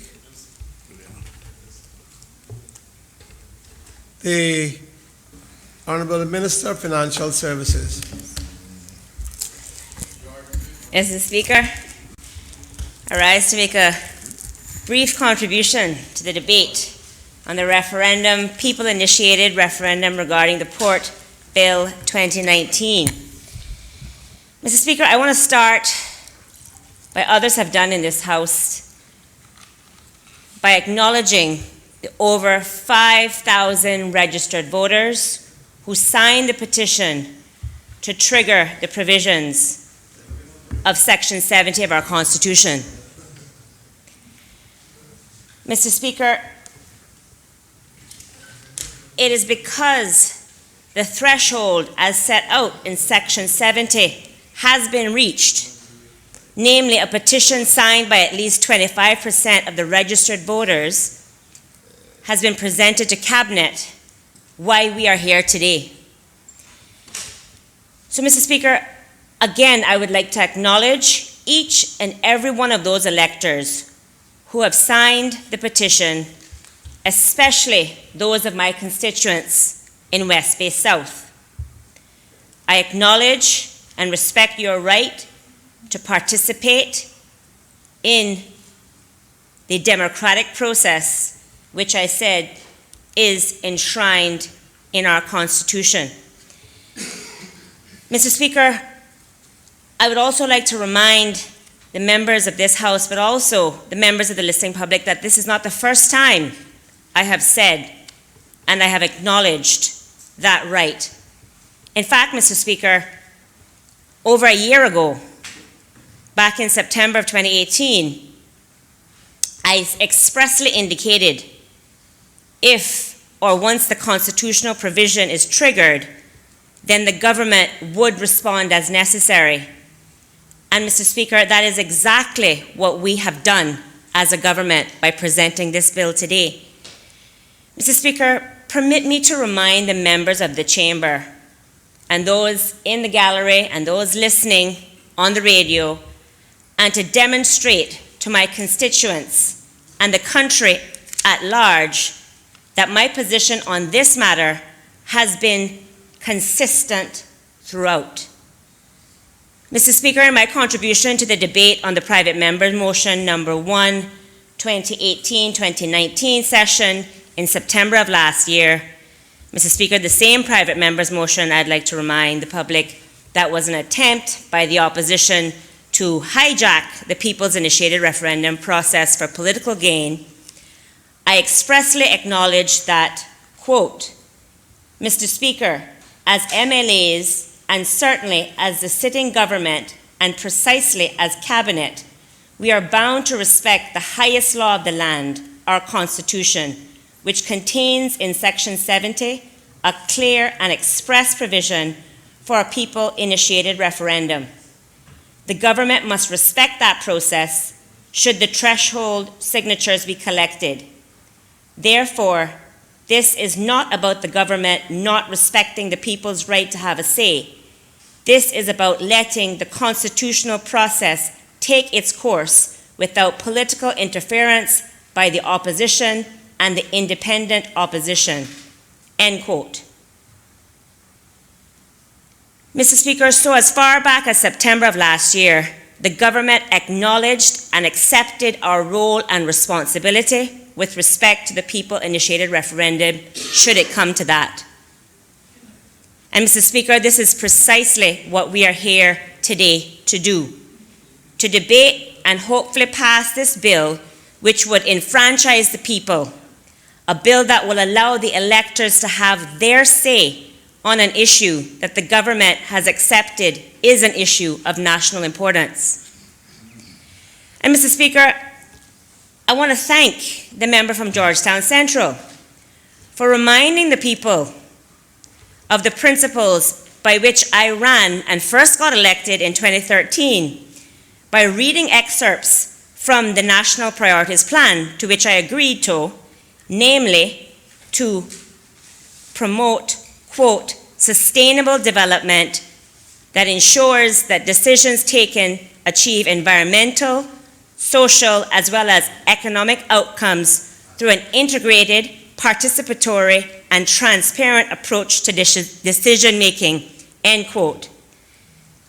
Mr. Speaker, so as far back as 2013, I've been saying what I said again in 2018 and what I'm saying now in 2019. That is exactly what I have striven to do since getting elected to office. That is exactly how I govern and approach my ministerial duties, both now and during the last administration. And Mr. Speaker, that is exactly how this government has approached this entire process thus far. So, Mr. Speaker, the government is here today presenting this bill which respects the principle of participatory decision-making, which responds to and fulfills our obligation to bring forth the mechanism to give wings to the people-initiated referendum process enshrined in Section 70 of the Constitution. And Mr. Speaker, make no mistake, if anyone in this chamber chooses to vote no on this bill here today, those members are directly voting no against the will of the people. By voting no on this bill, they are voting no against those electors who have signed their name to the petition to call for a referendum. They are directly voting no to democracy, and they are directly voting no to listening to the will of the people. No matter how they dress it up, no matter how they try to justify it, they are voting no against you, the people who have earned the right to call for this referendum. Mr. Speaker, every single elector who signed that petition and every single elector who is looking forward to casting their vote on the 19th of December should take note. If any member of this honorable House votes no, they are directly voting no against the will of the people, no matter what they've said before or what they say afterwards, no matter what excuse they make on the radio, in the media, on social or otherwise, or to their constituents trying to justify why they voted no on this bill. Mr. Speaker, the fact remains, they would have voted no against the very bill that recognizes the power of the people. Mr. Speaker, this government has recognized that power. This government has respected the Constitution by bringing this bill forward in the most expeditious manner. Mr. Speaker, another fact that should not be lost on all of us today is if, by chance, enough members in this House votes no, then this bill will not pass. And the will of the people would be thwarted by the very people in this House who claim to be fighting for democracy. If this bill does not pass, then the people-initiated referendum petition on the port with those over 5,000 signatures falls away. Now, how ironic would that be, Mr. Speaker? And Mr. Speaker, for those members who think they can be slick by trying to abstain from voting on this bill, they are in essence saying to the public, to the people that they were elected to represent, that they don't care, one way or the other, whether the people's voice is heard on the port issue or not. By abstaining from this vote, they are saying they don't care whether or not people get their constitutionally enshrined right to have a referendum, because the people's voice does not matter enough for them to cast a vote on this bill. So, Mr. Speaker, people should take note. They should take note as to which of the members in this LA vote yes in support of democracy, vote yes in support of carrying out the wishes of the people, and the public should take note of those members who vote no against the will of the people, to deny the people's call to have their say in a people-initiated referendum on the port. And finally, Mr. Speaker, the people should take note of those members who abstain from the vote, those members who ride the fence so hard that they are at risk of becoming chaff. Those members choke because of talking out of both sides of their mouth on this issue. Mr. Speaker, my question is that the kind of representation that the people wants?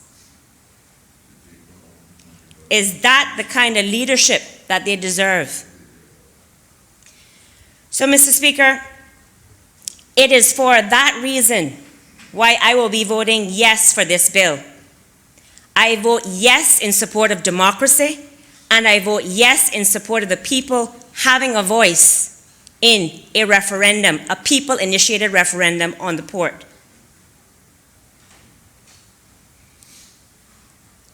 Mr. Speaker, with those few words, I say thank you.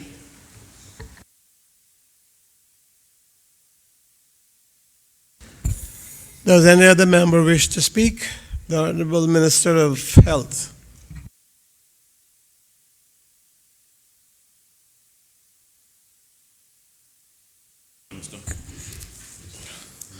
Thank you, Mr. Speaker.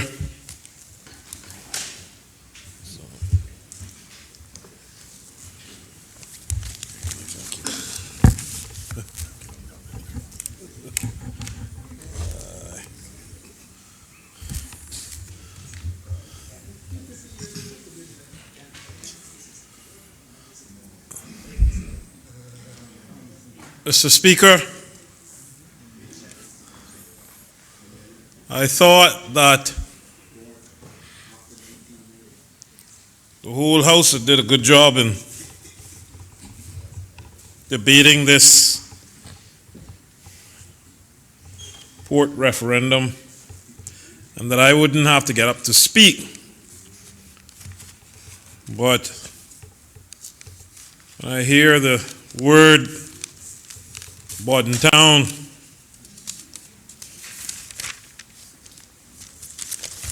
you know that's going to draw me out.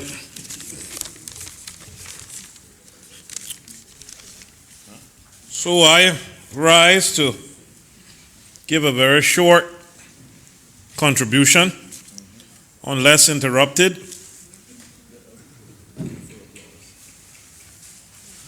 But only for applause. Much has been said, and what could I say to add more to what has already been said? Mr. Speaker, as a Caymanian, I must say I'm proud, I feel proud as a Caymanian that we were able to trigger a people-initiated referendum. We as Caymanians should all feel proud. Mr. Speaker, what I also feel proud of is the type of respectful dialogue we can have as politicians in this beautiful Cayman Islands. None of the 19 of us in here, Mr. Speaker, want what's bad for Cayman.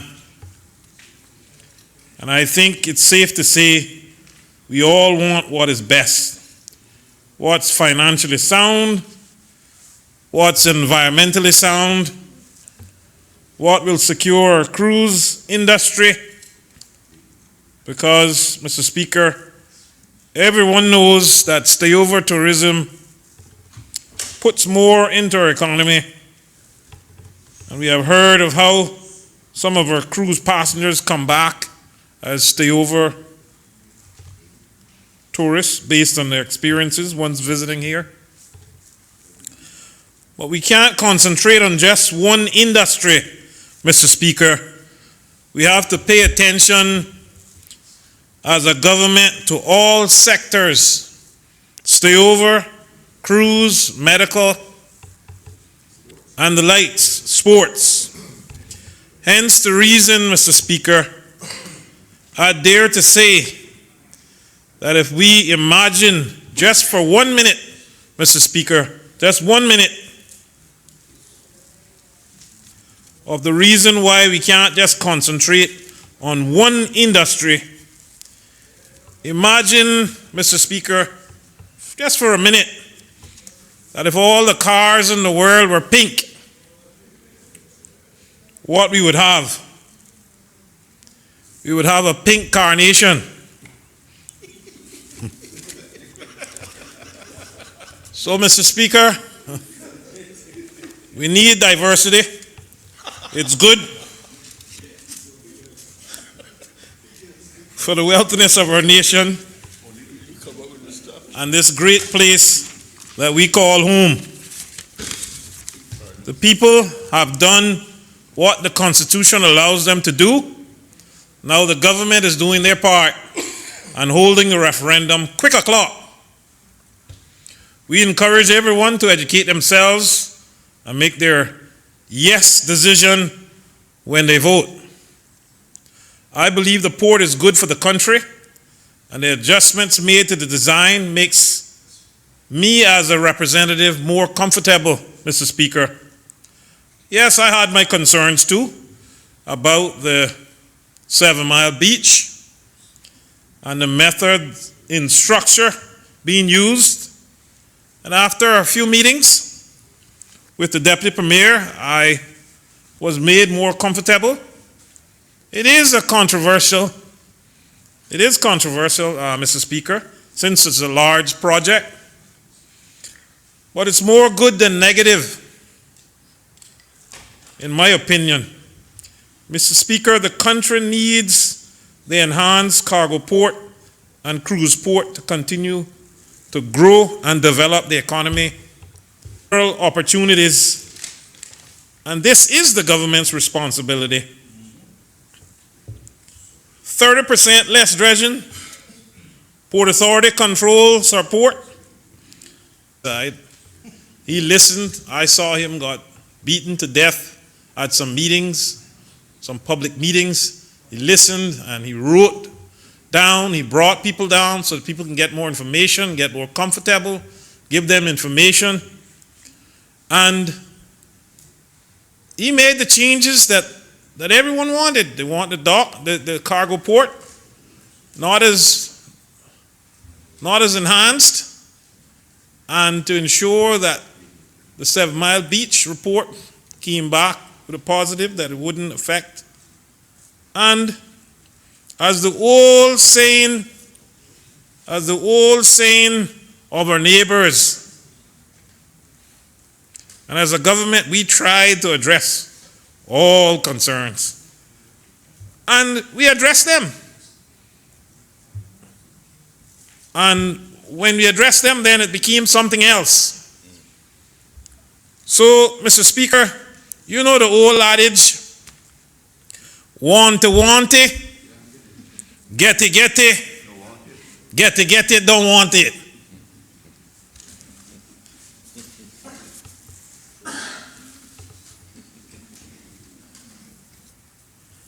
I can tell you, Mr. Speaker, like the Newlands MLA has suggested, I am no muppet who nods my head up and down. The country ought to know that it's good to have me as a part of this unity government, as I bring great balance for all. The negative one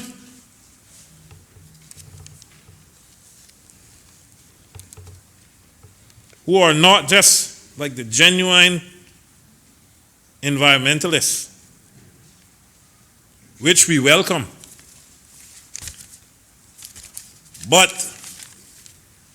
are budding politicians who have logged on to an opportunity to be the next ruling government. This is how the opposition works also. They want to be the government and get the credit for what's necessary for the country. 90% of the time, Mr. Speaker, the opposition speaks it to make the government look bad, and that's their job. And use any opportunity seen so they can cause the government members to lose their seats in the next election. That's just how the cycle goes. So people need to understand, when you hear people get up on the radio and pound the government to death, remember there's an underlying reason for them doing so. Always think, I wonder what's this about. This seems to be a good project for the Cayman Islands. Why is the opposition beating it up so badly? Why don't they log on and support? I can tell you, Mr. Speaker, there are no lily whites in here.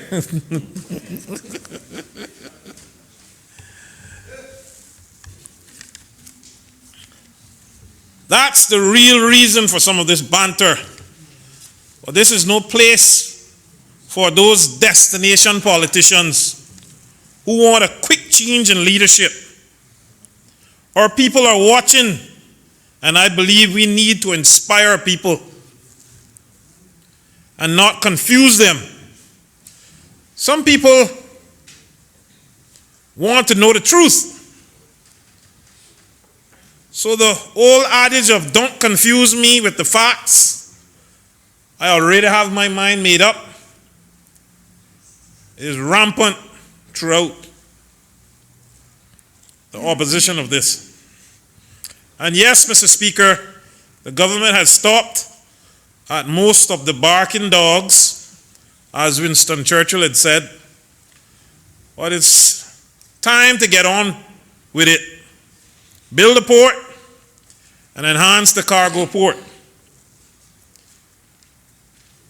Mr. Speaker, I am at the age where I have not lived long enough, but I have seen enough to make me so uncomfortable that I will commit myself to tirelessly fight the prejudices that hamper my people's advancement, as in the case here, in their own country, drown in our dreams to get our piece of the pie, our piece of the pie we deserve in the cruise tourism.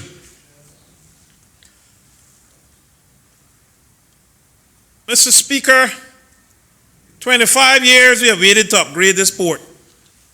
I stand to be corrected, it may be 40, as I heard echoed from the bench.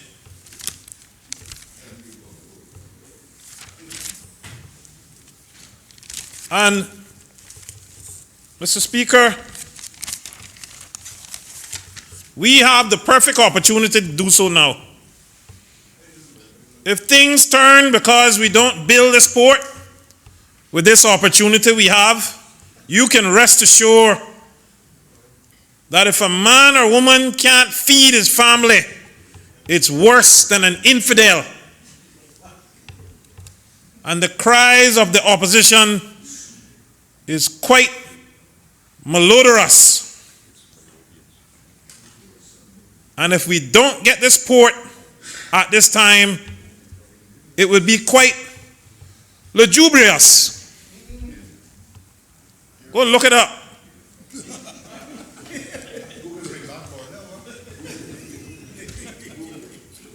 Malodorous and lugubrious. Look them up.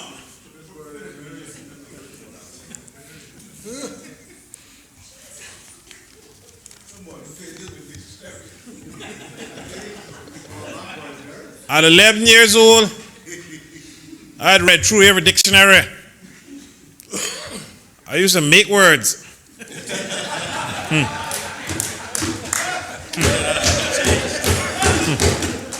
Well,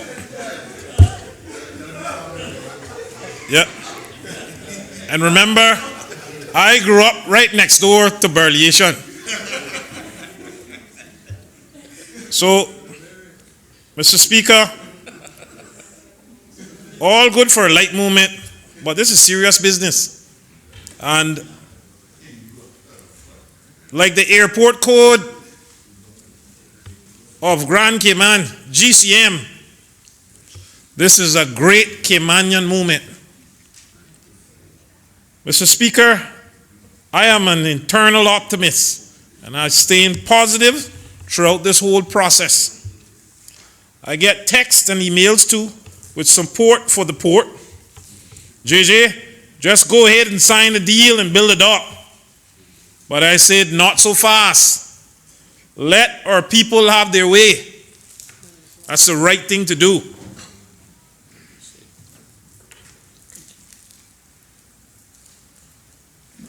Mr. Speaker, I want to address the mandate, because I feel like I'm a part of the mandate.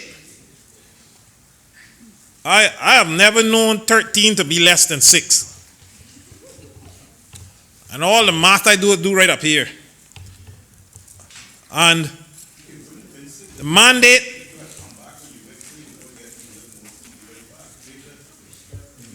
we'll talk about it. I'm going to write a book about that. Mr. Speaker, I'm going to write a book, since the member from Newlands mentioned, he was one of the persons who made us feel as the independence, why we never got the government. Mr. Speaker, he asked about it, Mr. Speaker. the member is completely misleading the House and misrepresenting anything I may have said. What I did say was, I am still waiting on him to come back, because he told me he was going to get Moses and Julie and be right back, and I must wait there. And I'm still waiting on him to come back, Well, like Noah's dove. understood, but what happened to the member? He found me on the way.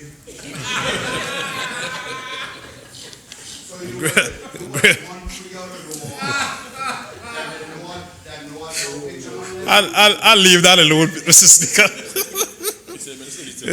Boy. Yeah, that's true. Mr. Speaker, the mandate of the people in the Cambridge Dictionary is the authority given to an elected group of people, such as a government, to perform an action. And this action we're performing. Mr. Speaker, let me deal with this moving the port to Bordentown.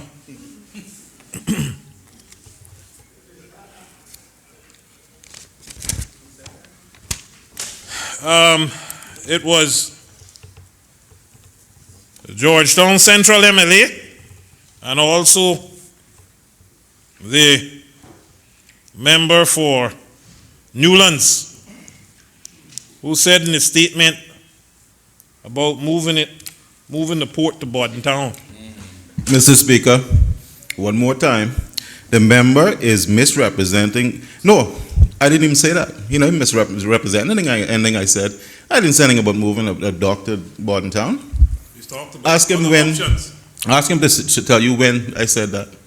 I wrote it down as you said it. The option I mentioned was a no dredging option. That's the only option I mentioned. So I would like him to withdraw that statement, please. Honorable member. Mr. Speaker, I misunderstood what he said. Yeah. That's a good enough answer. Yes. Carry Mr. on. Speaker, a point Mr. of order. At the point of order, Mr. Speaker. What's the point of order? The minister is also misrepresenting the truth in respect to what I said. Matter of fact, Mr. Speaker, I repeated what the Premier said about the location. Not me, but his Premier.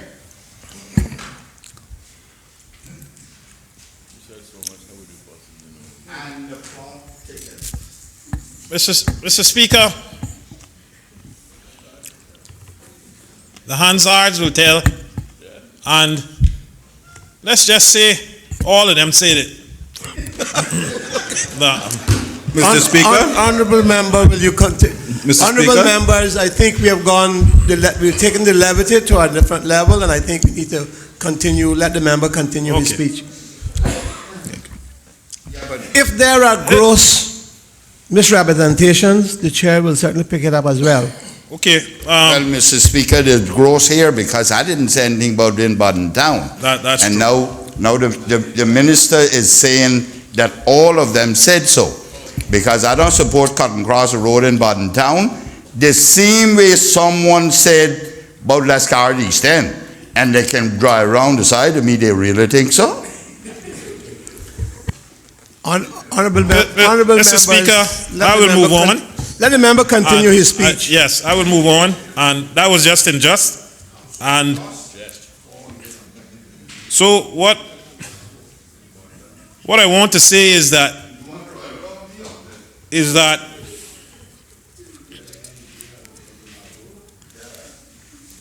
to my people of Bordentown, I'm saying to you, it is better to build a port in an area that has been used for many years, or for it to come up in our pristine Bordentown and disrupt, destroy, and dredge our virgin reefs. I am asking you to get this Nimbus syndrome and say on December 19th, not in my backyard, and vote yes.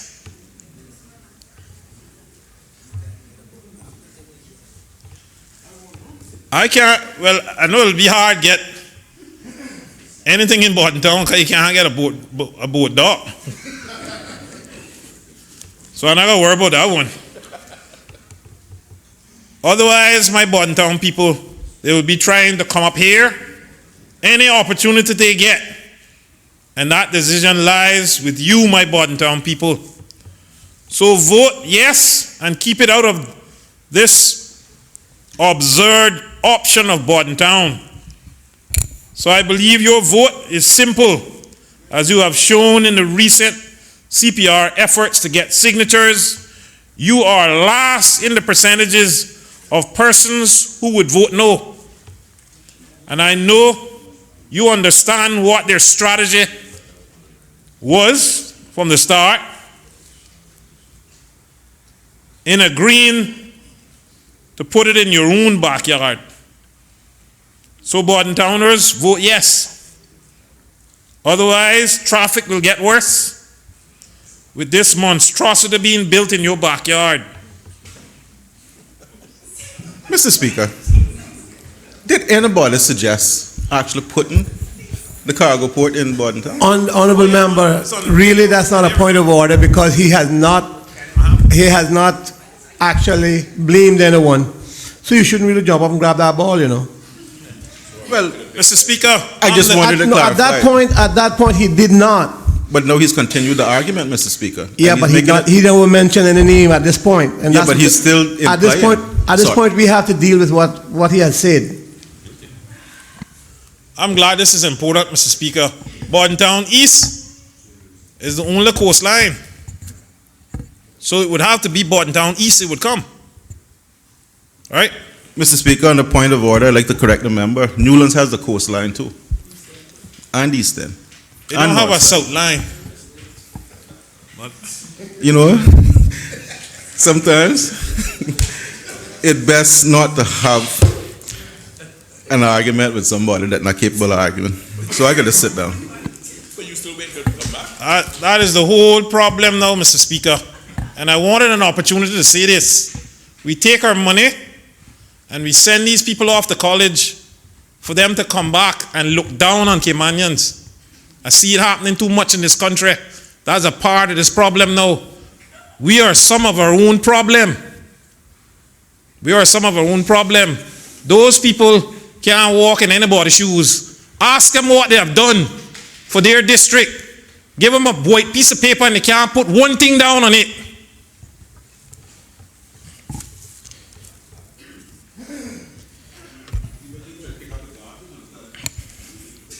I don't think we need to get to the point where we are really, really insulting people. Levity is one thing, insults is another thing.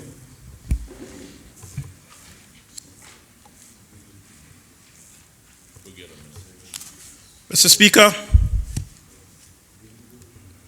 some of them never grew up in the tourism. They don't know nothing about the tourism industry. Some of them. I spent 35 years in it. So, when I hear the people coming, flying out, who had visited, in their small talk, saying that they first came here on a cruise, hundreds of them, since 1985. My experience with it. So, on December 19th, I plan to go out and vote yes, in accordance with the indications shown by my Borden County's people. So join me. Let's hold hands and go do it. If we had even put this off to January 2020 and their initiative failed, they would still do a judicial review. I can tell you, Mr. Speaker, there are more Caymanian ownerships in the cruise tourism industry than the hotel industry. So,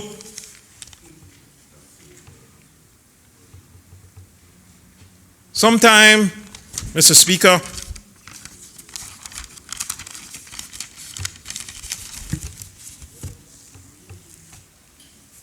people think they are more than what they are.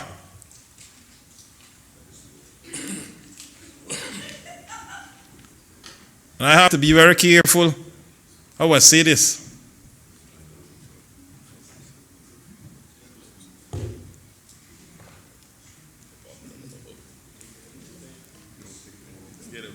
What people ought to do, I also have a voice in this nation. And I represent 90% of the people that they look down on a daily basis. They want a vote, but they look down on them, saying they're not worthy of the conversation. So, Mr. Speaker, I watch and I wait. I'm trying to be a good contributing citizen.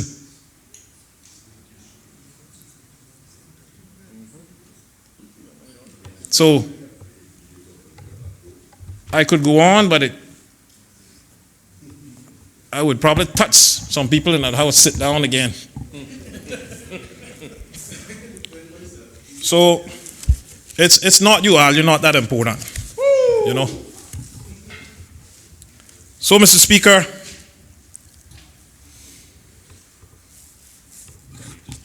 thank you for the opportunity for me to give this contribution. I hope that the people go out and vote yes on December 19th. It's the right thing to do. Thank you. God bless. The Honorable, the Attorney General.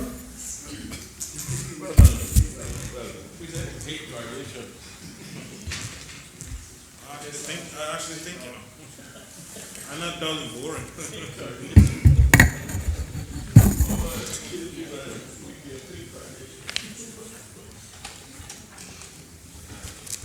Thank you, Mr. Speaker.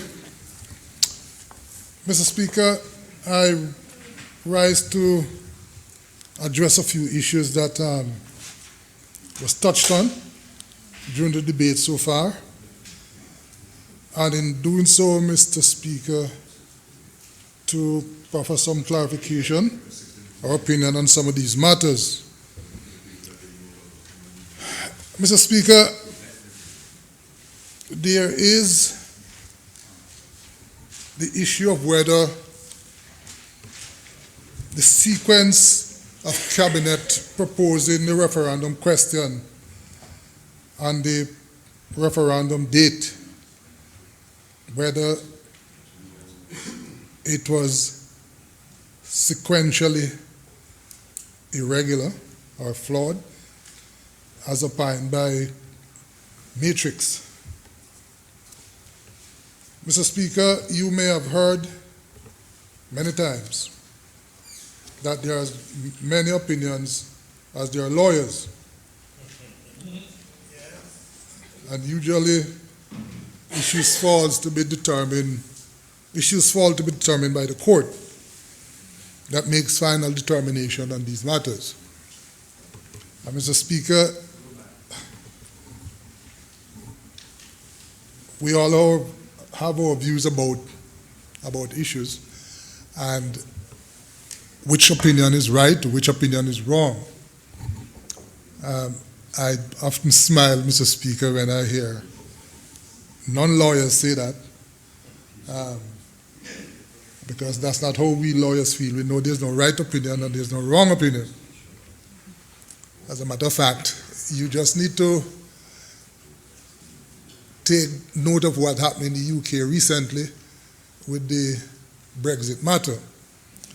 You had 3 judges in Scotland voted one way, ruled one way.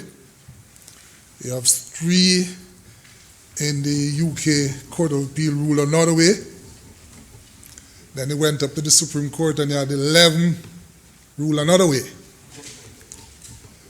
And if it had gone to Strasbourg, Mr. Speaker, I am sure you would have had at least 13 ruling another way. And so there's this saying that you are not final because you're right. You are right because you're final. That's how it works. And even decades later, Mr. Speaker, you'll have another set of judges who comes back and say, well, when my learned brother ruled that way 20 years ago, he could not have meant a certain things. And so we seek to clarify that for them. But Mr. Speaker, the question here is whether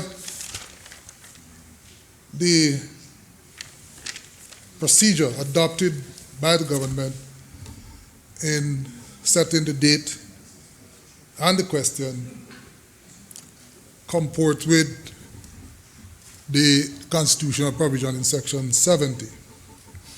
You'd have seen the opinion from Matrix, Chambers, and you'd have seen the bill. Mr. Speaker, it depends on what we understand by the expression in a manner prescribed by law.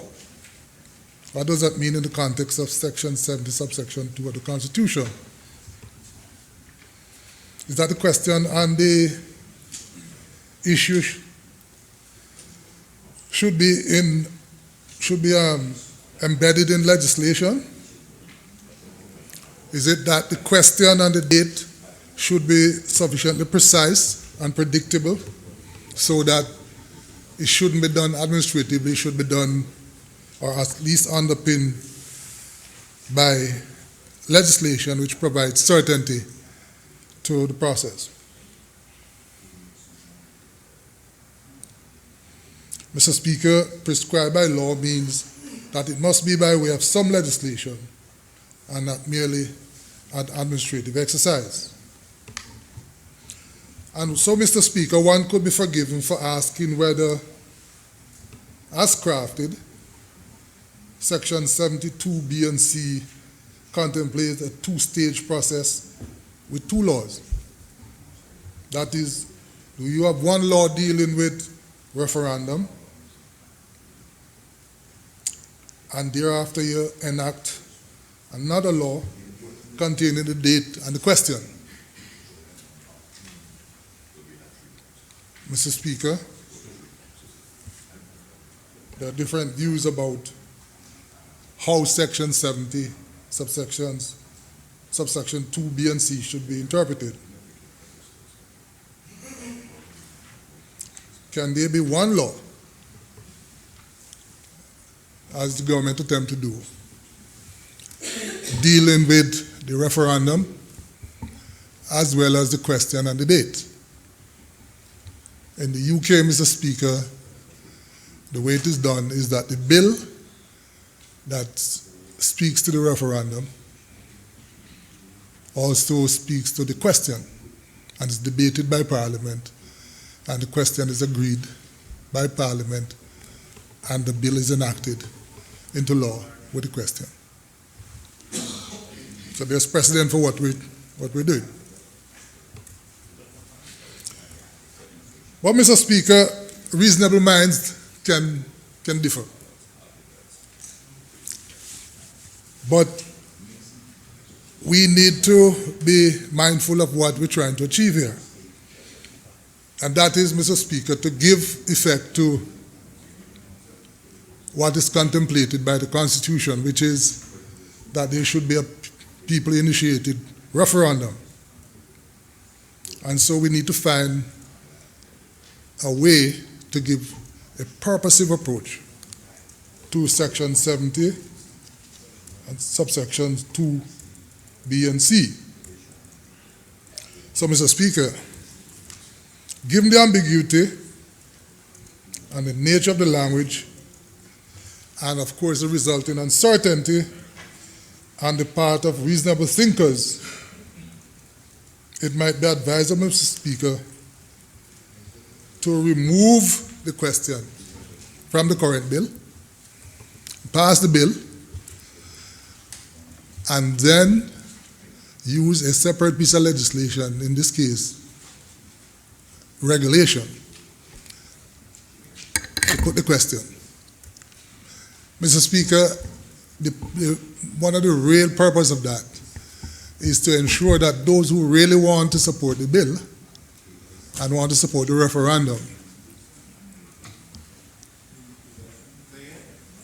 would not have any reason or any excuse not to do so, because it would reflect their wishes.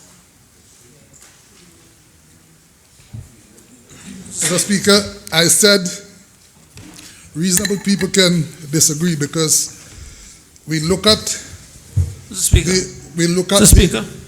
We look at the message from the Mr. opinion. Speaker. Sorry.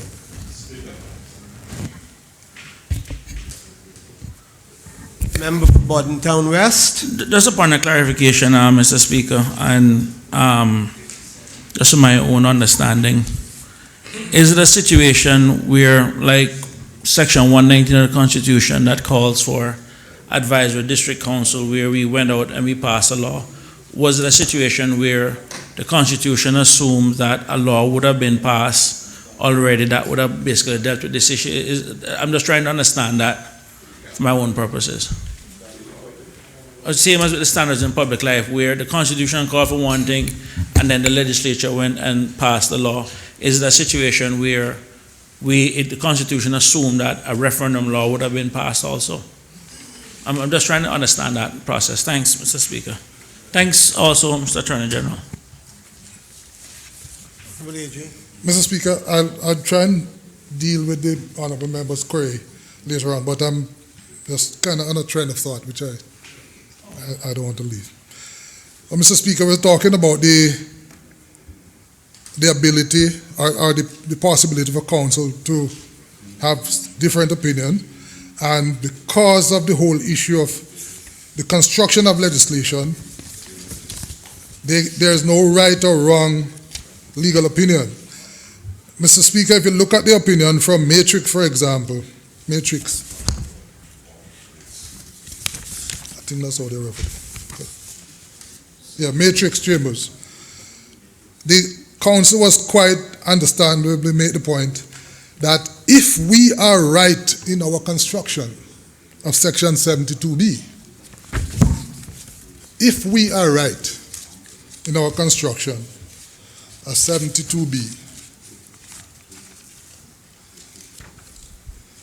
and she repeated that again, second time. If we are right in our construction,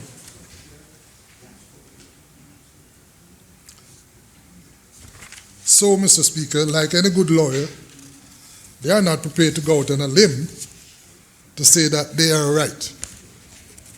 They caveat the position by saying, if we are right. And so, we don't know whether they're right, Mr. Speaker. We don't think they're right, Mr. Speaker.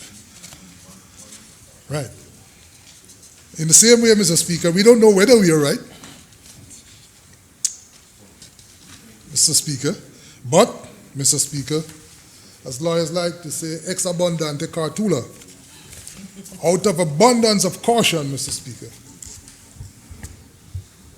the safest way to do it, Mr. Speaker, is to ensure that we remove, where possible, the doubts surrounding this issue and thereby avoiding any issue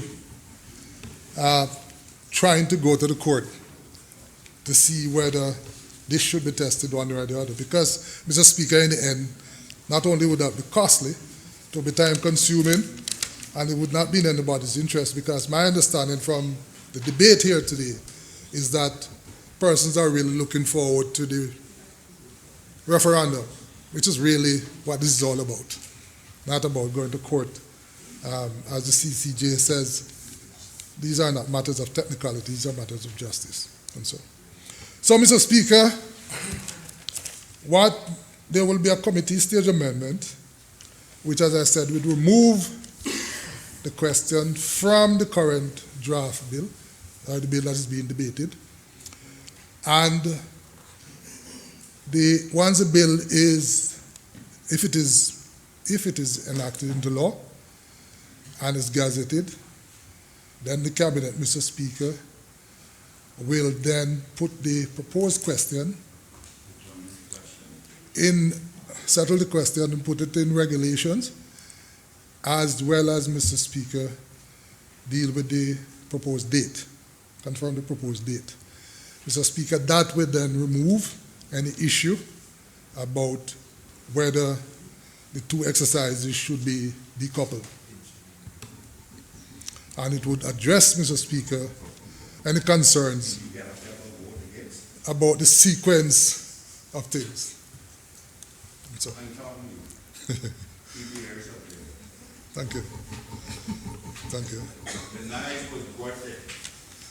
Mr. Speaker, there's always going to be reservations about whether this is the correct approach.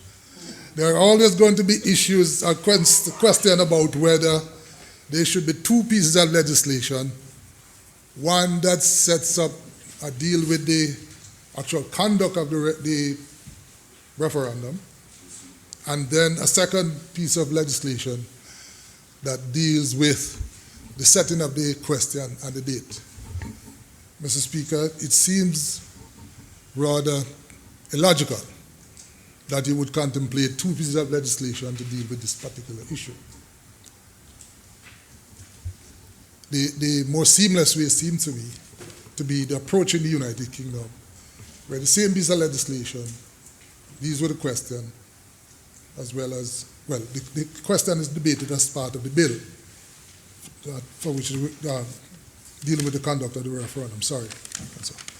But be that as it may, Mr. Speaker, this is the first such referendum we're having, and it would be a shame if the whole thing is derailed as a result of uncertainty about how to treat with the process, because this is all, it is a procedural issue, Mr. Speaker. And so it would allow all members, Mr. Speaker, who want to support the bill, as I said, having taken this belt and braces approach, it would allow all members to be able to say to themselves, I am comfortable that the process seems to conform with what at least one opinion says should be the correct approach. And so, Mr. Speaker, the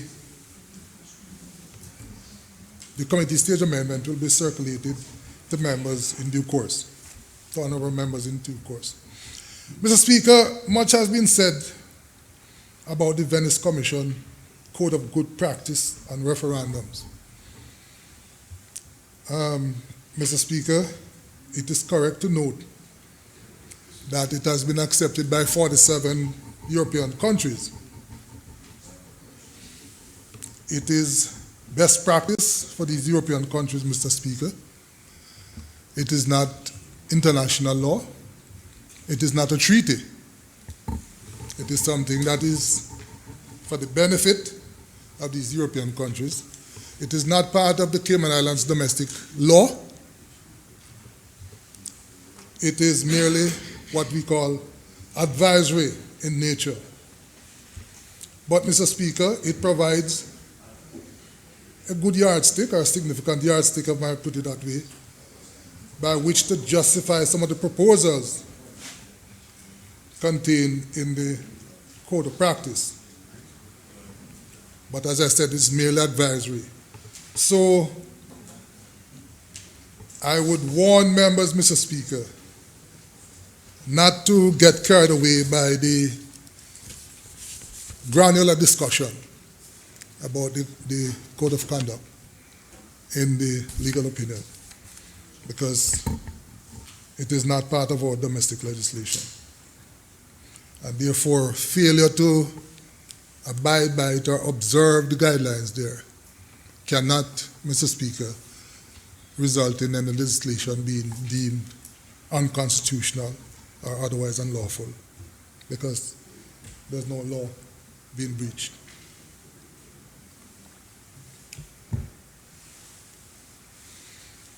Mr. Speaker, the Code suggests, for example, that a referendum should be administered by an independent commission. But, Mr. Speaker, it is common knowledge that we have no such commission in the Cayman Islands. There have been clamoring for an independent commission to deal with elections, and I suppose by extension, referendum. But, Mr. Speaker, sufficient unto the day. The fact is that there's none. None for referendum, none for elections.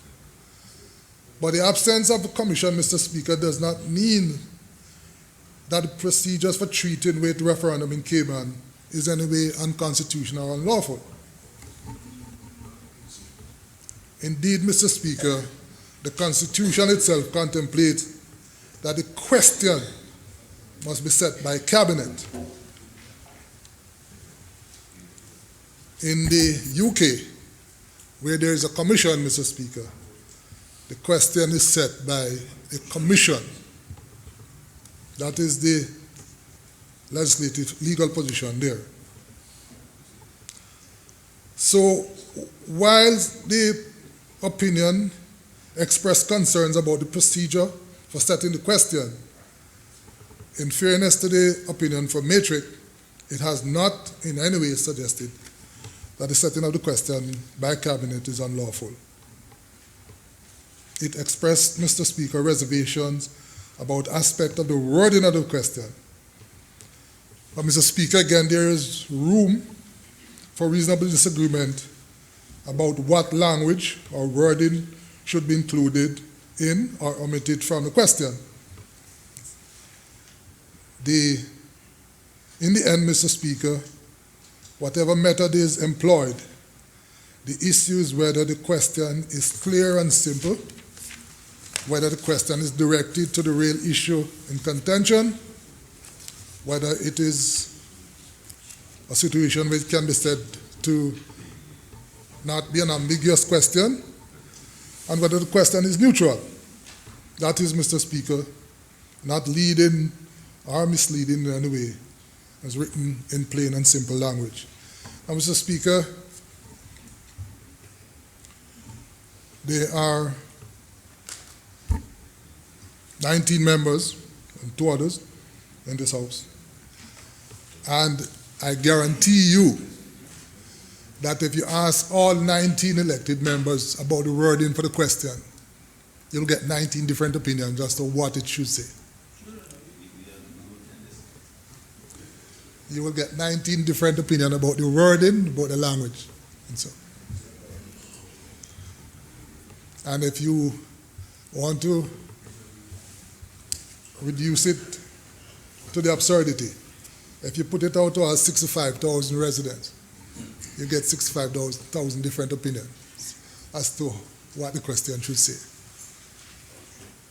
And, Mr. Speaker, nothing is wrong with that. It's democracy. The question is whether the disagreements are fundamental enough. And so, Mr. Speaker, we think that there are minor disagreements about the language. And I tell you what, Mr. Speaker, I give you an example. Metric says, we do not, Metric says they prefer the word, they don't like the word enhance. They prefer the word refurbish or larger. Okay? The government speaks about enhance port. Matrix said, no, we don't like the word enhance. We think you should say a refurbished port or a larger port. Now, I can see many members in here taking issue with the word larger or refurbished. But that's an example of what we're talking about. They don't like the word move forward, Mr. Speaker. So those are some of the sort of a variation, if you will, that we're dealing with. But in the end, Mr. Speaker, one thing is clear, is that every voter, registered voter in Cayman, understands exactly what the issue is for the referendum. They are quite clear in their mind exactly what is the issue as far as the referendum is concerned. And that is what is important. Concerned.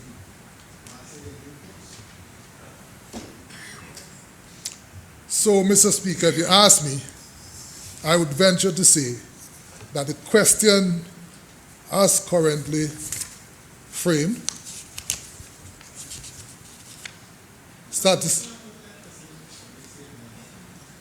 satisfy the guidance provided by the Commission. It provides voters with a very simple binary choice. Yes or no to a question. It's not a 4 or 5 paragraph questions as we've seen in some of these European referendum. Very simple binary choice, yes or no. Mr. Speaker, the Honourable Deputy Leader of the Opposition also spoke about Clause 12.4 of the bill and expressed concerns about the ability of Cabinet to amend primary legislation using an order to amend the schedule. And, Mr. Speaker, I was a little bit taken aback by his pronouncement, because he, and I hope I understood him right, he thinks it's bordering on a constitutional crisis. Mr. Speaker, I was a little bit surprised to hear the honourable member say so.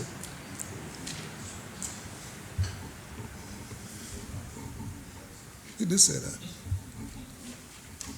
He said that. I wouldn't say that, but I'll tell you what. Yeah. Yes, it can mention primary legislation.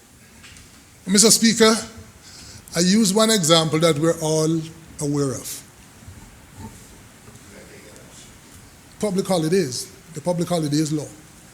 From time to time, government consider it necessary, for whatever reason, to declare a particular day a public holiday. Yeah, but it's in the schedule. Rather than coming back here to the Legislative Assembly to amend the law, Cabinet does that by an order. That's how we do public holidays. But in regulation. It's a schedule as amended by an order. So if you look at the law, you see the various public holiday orders. Then there's the list of days. It's amending the law. That's how you amend the law. But the schedule contains the list of public holidays. No, you can add to the schedule. So you can decide that the 25th of January is going to be a public holiday, and rather than come to the LA to amend the public holidays law, Cabinet simply issue an order which amend the schedule to say that the 25th of January is going to be a public holiday. But the schedule amends I suggest, though, that those are questions that would be more properly put at the committee stage. So the point I'm making, Mr. Rather Speaker, than trying to... Mr. Speaker, sorry. I would like to make a clarification, though, just to guide the discussion. What I was referring to is not amending a schedule like the public holidays, where you would change the days or add days or whatever. This schedule contains primary legislation. So the end result is that by amending the schedule, you are amending the law itself. You could add in different sections, you could take things out, you could completely change the the purpose of this law. Mr. Speaker, it doesn't, with the greatest of respect, it doesn't change what I'm saying. All schedule is contained in primary legislation. So by changing the schedule, you effectively amended the primary legislation. And that is what the Legislative Assembly says. That's how it works. It's in the music and dancing law. That's what the section does. So you can amend the legislation. And Mr. Speaker, it is done, it is not unique to Cayman. That's how common law democracies work. In the United Kingdom, it is a minister who is allowed to amend the law by order. In most instances, what they do is just pass the broad outline legislation, and then what we call delegated legislation is delegated to the minister to make amendments as if and when necessary. For convenience, and Mr. Speaker, there are good reasons for that as well. You don't want to be bothering the Legislative Assembly with every little shift in impulse that might be necessary to tweak a law to include in it. You might have emergency, Mr. Speaker, when Legislative Assembly, for whatever reason, are unable to meet. And you need to amend the law, so you put that in there. So it is a very common practice. That's the point I'm making. Sorry? Is it specifically confined to this? No addition to the schedule?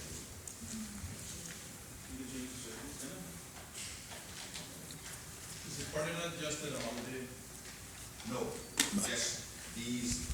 Can we have the discussion, as the speaker say, in committee? Yeah. I would really prefer that the questions will come at committee stage rather than trying to have the crosstalk during the debate. Yeah. Mr. Speaker, I'm not criticizing the member. I'm simply just clarifying for the honourable member I know that it is a common practice, and we have numerous pieces of legislation that has been passed by this House where you amend it by virtue of an order.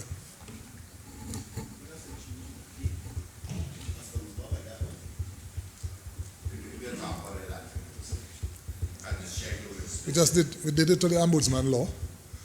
So that's how you add departments to the Ombudsman law. So you can, the areas of responsibility. But Schedule wasn't amending another law.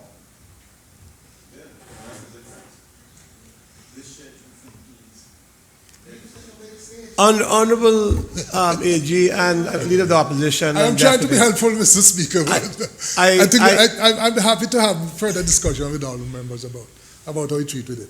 But that's the general premise, and maybe even before you even get to committee stage, we can have but the general point I'm trying to make is you have regulations, you have orders, you have rules. All of those are called subsidiary or delegated legislation.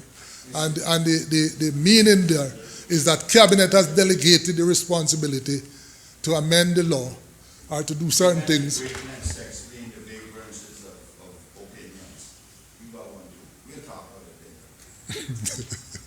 Cabinet has delegated the responsibility to the Legislative Assembly has delegated the responsibility or the duty or the power, if you will, to someone else to make law by order or otherwise. And so, Mr. Speaker, the Honorable Deputy Leader also expressed concern about the wording of the question. In particular, he asserts that as framed, and I hope I understand him correctly, that as framed, Section 70, by the use of the word assent, contemplates a onus on the government to obtain a positive vote. Correct? Thank you. And therefore, as I understand it, the use of the word or against in clause 4.4 is impermissible. Okay. And for the outcome to be in favor of the government, there has to be a 50+ affirmative yes vote. Correct? Thank you, Mr. Speaker. I just want to make sure that I don't misquote him, because it's very important. But Mr. Speaker, simply put, the word "if assented to" means that the outcome of the referendum will be binding on the government if more than 50% of the registered electors vote in favor or against the proposition which the petition advanced under the question set by the Cabinet in a positive and negative form. So, as currently framed, Mr. Speaker, if more than 50% vote no on the question, even though it is a no, it is binding on the government. And the project simply cannot proceed. The project cannot proceed. So it is not a yes, it's a no vote, but it's 50 plus. So it is binding on the government.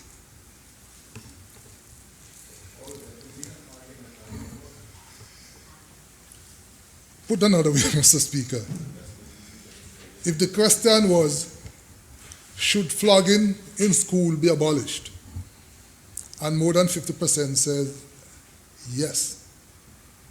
It would be as binding, Mr. Speaker, in the same way as if more than 50% voted no to a question which asked whether flogging in school should continue. So you're saying if it got me 50% plus one here as a yes, as well for it to be binding on that to continue.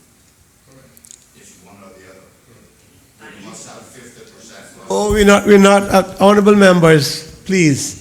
I know that you want to get into it, but the quicker we allow him to finish, the quicker we'll get to committee stage. And I think those questions can be elaborated on much better than the crosstalk. So, Mr. Speaker, Mr. Speaker, I think I made it quite clear what I'm saying, because if I should use the logic of the honourable deputy leader of the opposition, if the question is currently framed, if on referendum day 50 plus people voted no, to use his logic, then it means that the government could ignore that and proceed with the project. But he wouldn't have gotten the yes. I'm using your logic.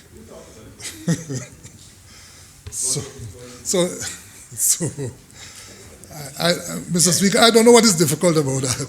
I don't know what is difficult about that. I think it is, Stevie Wonder could see what I'm talking about here.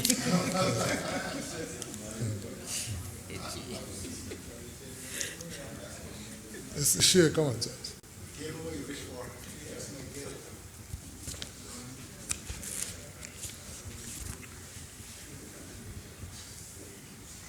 Mr. Speaker, the honourable member also spoke briefly about the issue of spending limit, or spending cap, if I might put it that way. Mr. Speaker, the position is that unlike some other jurisdictions, there is no legislation in Cayman that regulates spending limit for referendum. Yes. Are you talking about the letter from Broadhurst, or are you talking about the Venice? No, I'm talking about the contribution from the honourable member. The point that the member. Yeah, he touched on spending limit briefly. Yeah.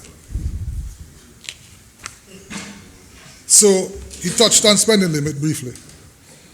And I'm saying, Mr. Speaker, unlike some other jurisdiction, there's no legislation in the Cayman Islands that regulates spending limit for referendums. And this is unlike the position in the elections law. Mr. Speaker, the absence of prescribed spending limits for a referendum is due primarily to,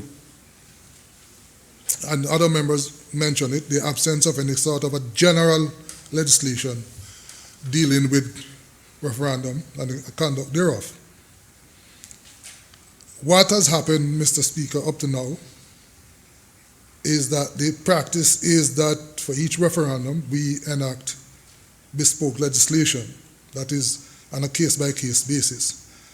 And this is unlike the situation in the UK, where you have the Political Parties Elections and Referendum Act 2000, PPERA.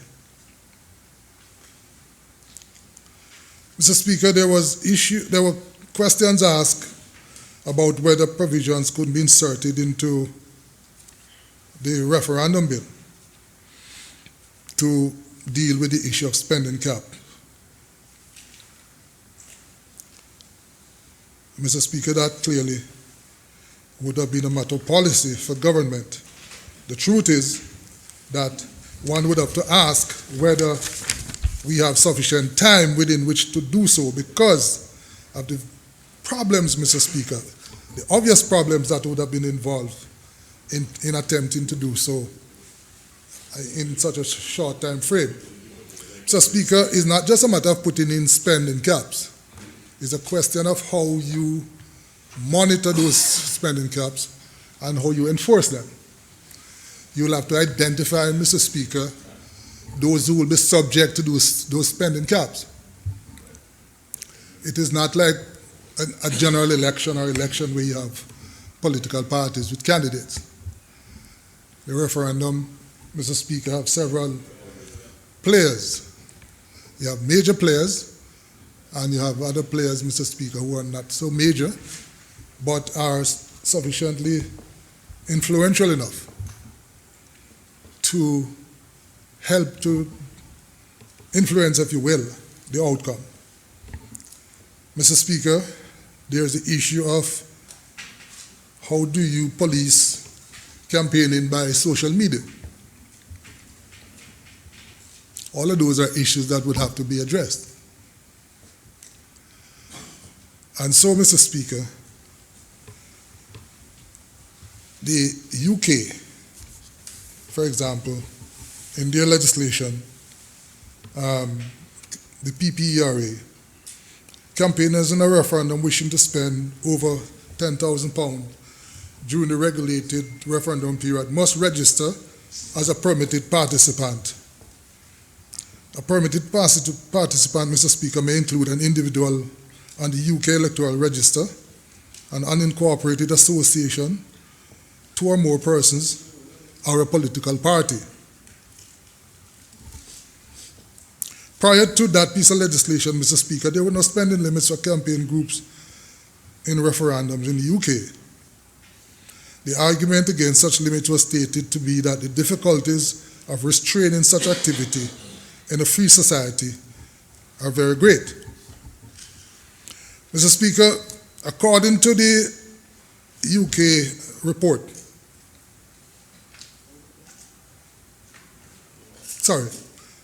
in the UK, according to a report, spending limits for political parties are determined by vote share.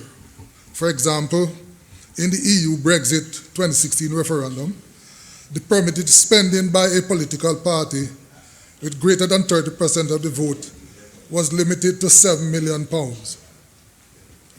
Further, Mr. Speaker, a party with 20 to 30% of the vote share was limited to £5.5 million.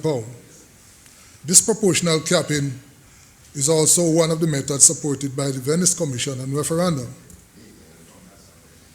Mr. Speaker, the report further highlights the fact that some democracies such as Canada and the Netherlands have legislation governing campaign financing that is specific to the referendums, while in others, such as Portugal and Ireland, the financial regulation of referendum is covered by generic rules of party finance.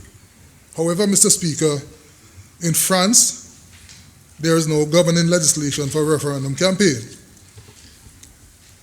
Mr. Speaker, in other countries such as Australia, Denmark, and others, there are no spending limits whatsoever.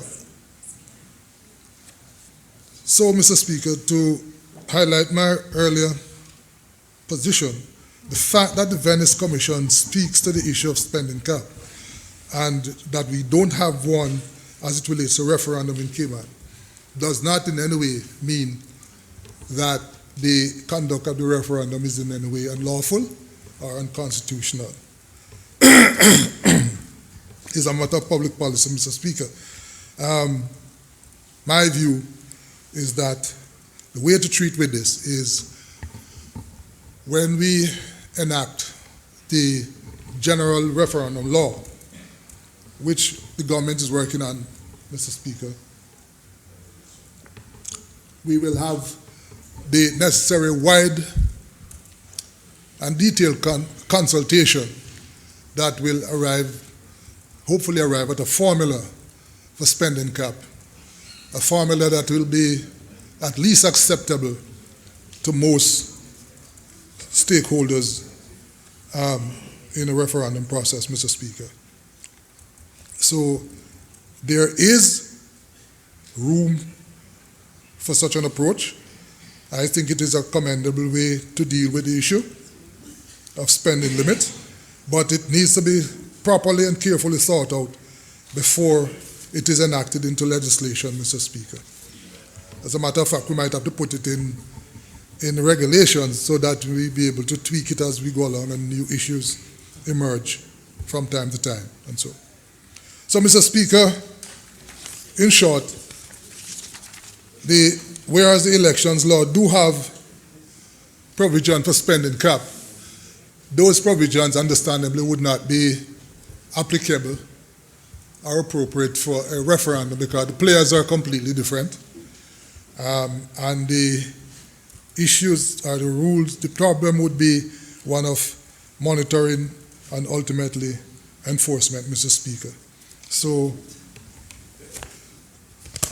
we note what is said in the matrix opinion, and we understand the concerns of the Honorable Deputy Leader of the Opposition. But as currently stands, there is no law that regulate spending in referendum, Mr. Speaker, but it's something that clearly can and will be looked at going forward, Mr. Speaker. Thank you.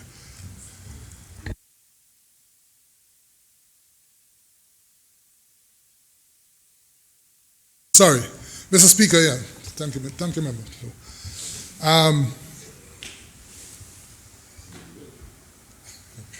Mr. Speaker, the concerns of the honorable member and others about the unfairness, potential unfairness that could be caused by including persons who are deceased but whose names still remain on the voters list. If you use those names in calculating the threshold, is one of absolute merit, if I might put it that way, Mr. Speaker. Sorry? There's merit in the point. Yeah.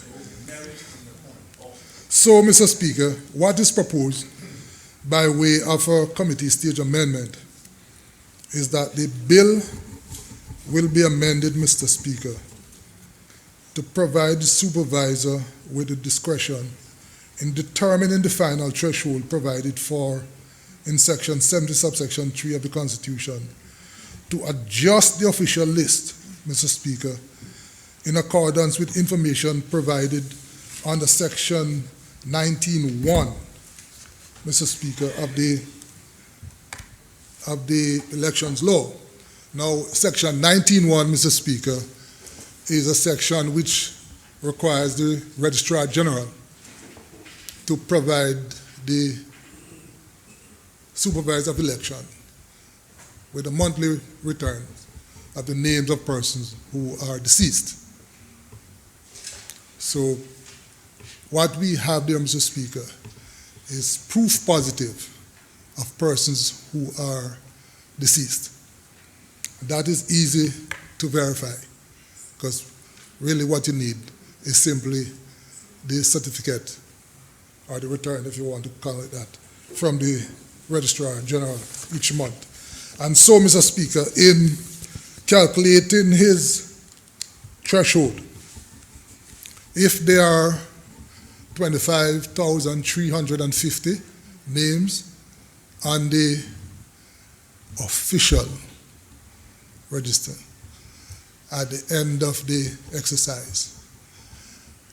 And he wants to find out what is 50 plus 1% of that threshold. This amendment would allow him, if he has evidence that 50 of those persons are now dead, this amendment would allow him to discount that amount by 50 and then calculate this threshold using less 50. Less 50. Thank you. Mr. Speaker, that's right. Yeah. So, Mr. Speaker, that is the simple solution. I think it is only fair that if you're going to do the threshold, then it is clearly, it makes a lot of sense that those who are dead, and you have evidence that they are dead, Mr. Speaker, that they should not be included in the final number. We can't do that for those who are insane, Mr. Speaker. It's difficult to have evidence, conclusive evidence of people who are insane, or those who are potential voters and so. Sorry, sir?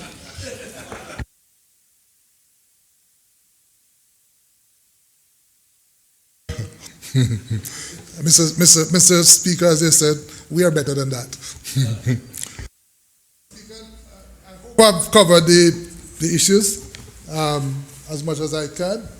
I understand some of it is not easy, but that's usually what happens in these things.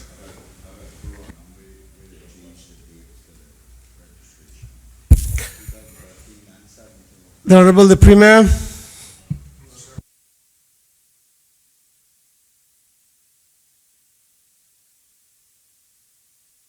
Does anybody, any other member wishes to speak? Yes. A member for West Bay North.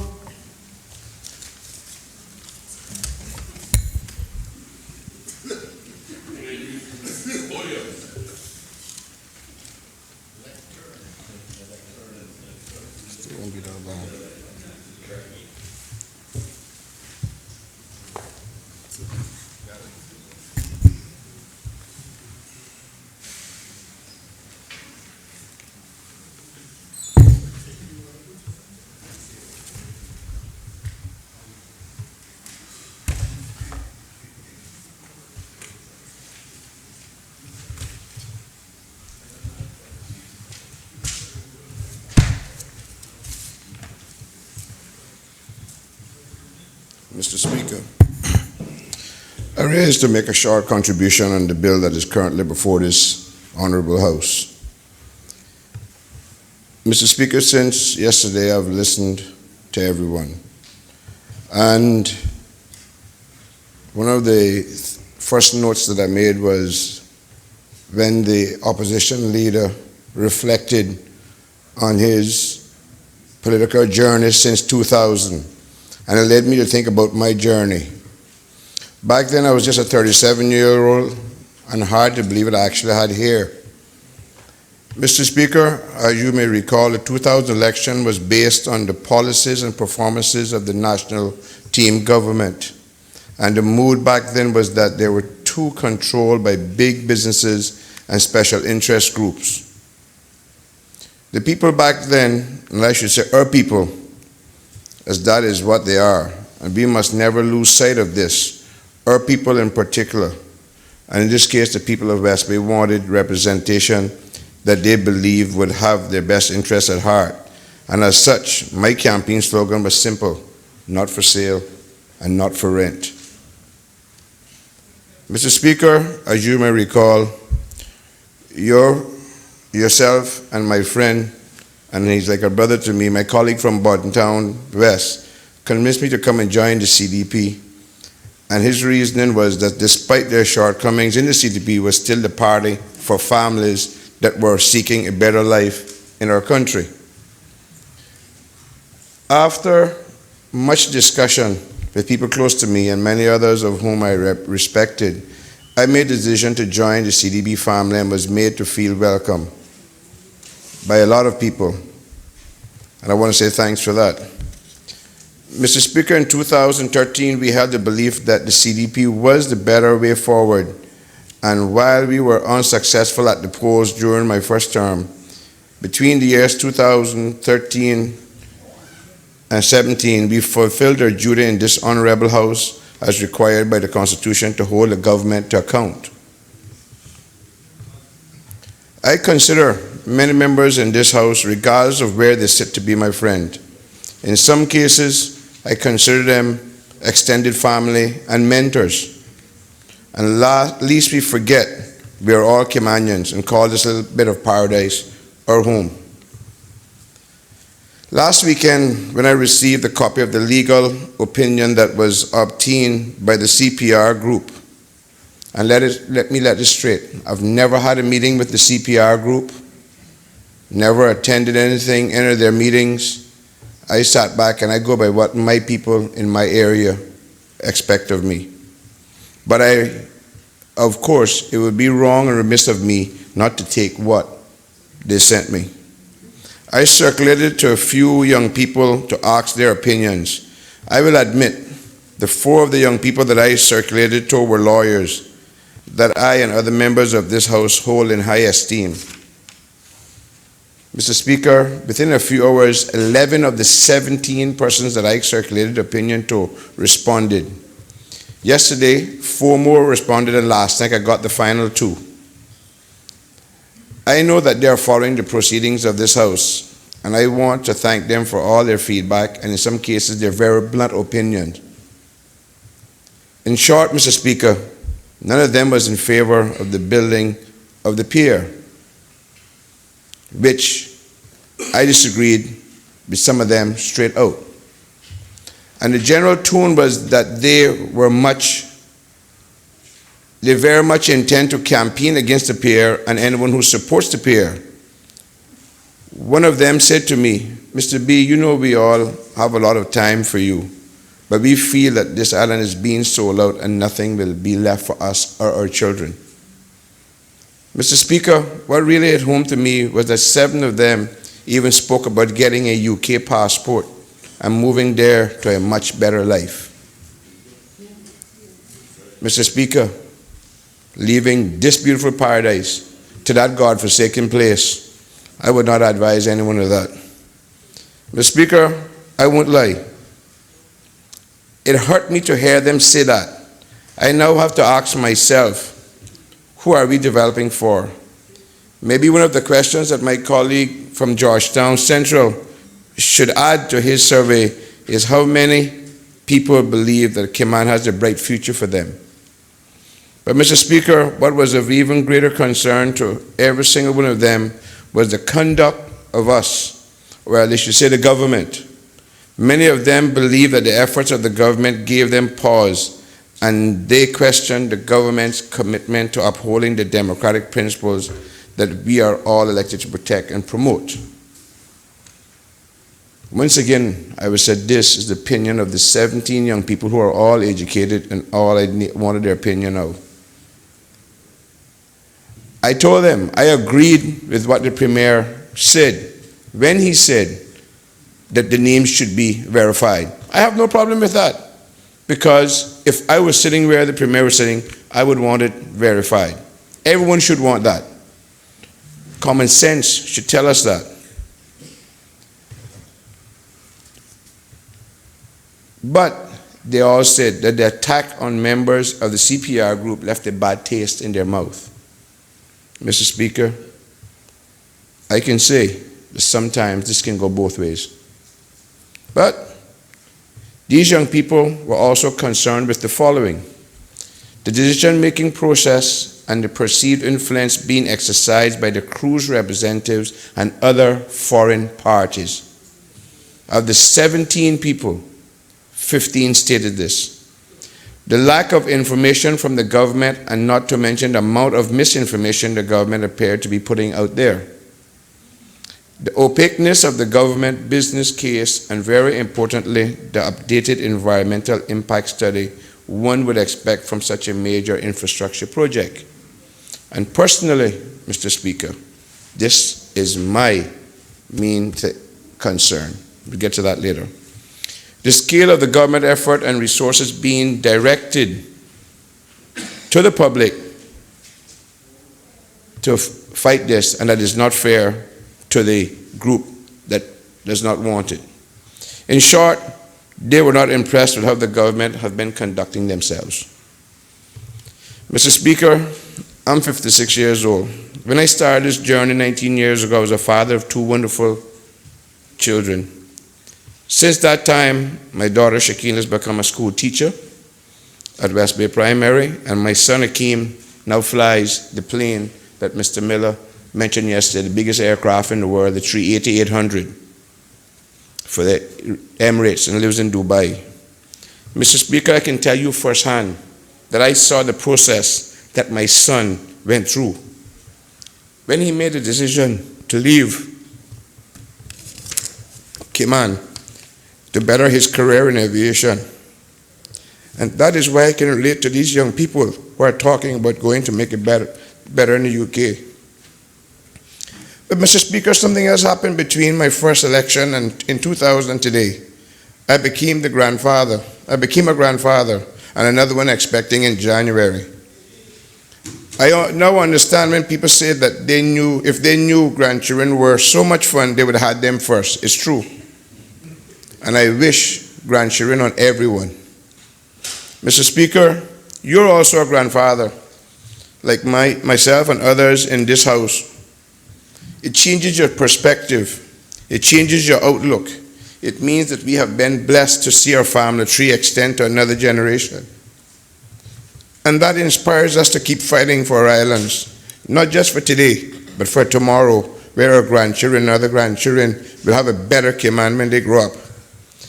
We are humbly reminded of this in John 14:3, when Jesus said, I go to prepare a place for you. And that is what we should be doing in this House. Preparing not anything for ourselves, should not be preparing for the billion-dollar cruise industry, should not be preparing for those select businesses, but to prepare for our future generations of Caymanians so that they too will be able to call Cayman a paradise in their home. Mr. Speaker, I'm happy to be alive to see a group of people come together and exercise their democratic rights in trying to shape the future of our islands. Those democratic principles are what made the Cayman Islands what it is today. It reminds me of Miss Georgette and those people when they went for the women's right to vote. Our people didn't advocate violence or civil disobedience, which we know is currently ongoing around the world. Look at Hong Kong. Look at France. Instead, they gave up their time, their efforts, and their sweat in advocating for what they think is right and what is wrong with that. Mr. Speaker, isn't that the right many people around the world died to ensure that many of us have today?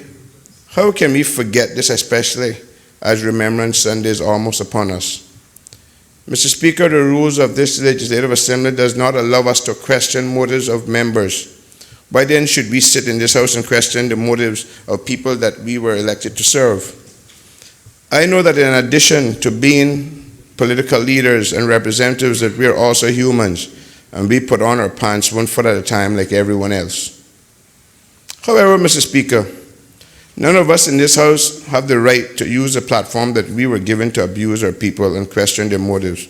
We are expected to behave in a manner that is reflective of the office that we were elected to serve.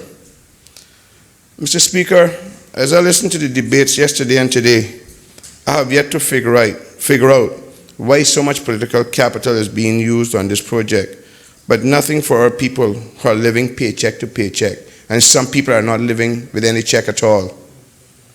Mr. Speaker, I couldn't help but wonder why this project wasn't pushed from the last term.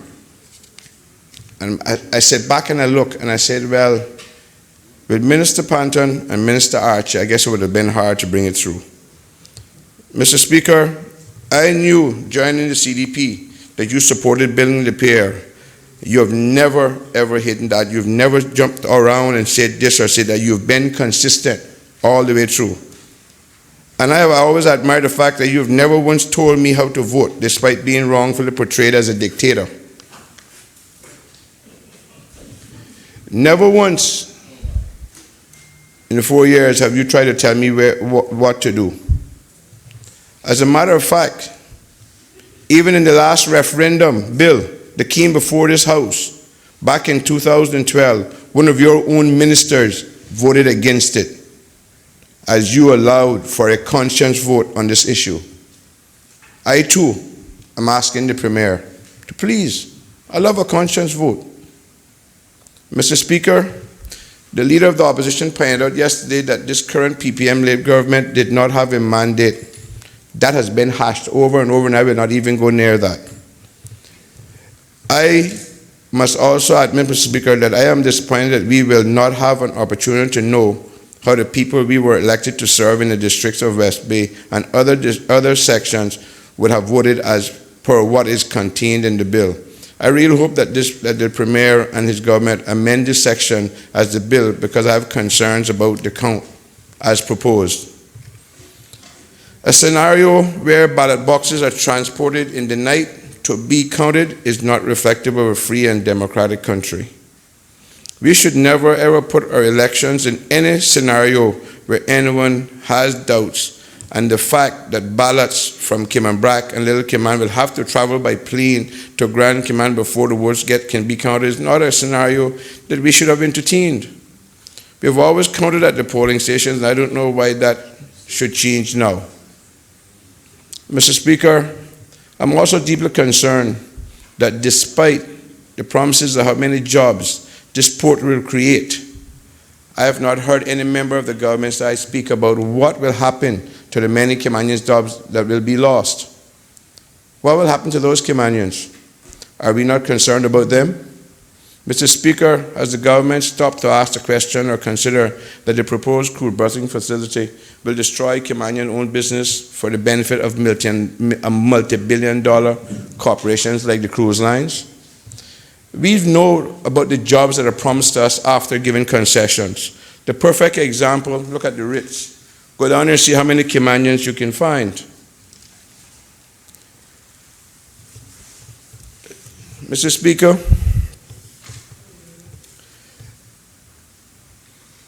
what I feel we should be fighting for, just like when you have children, you have to protect them from themselves.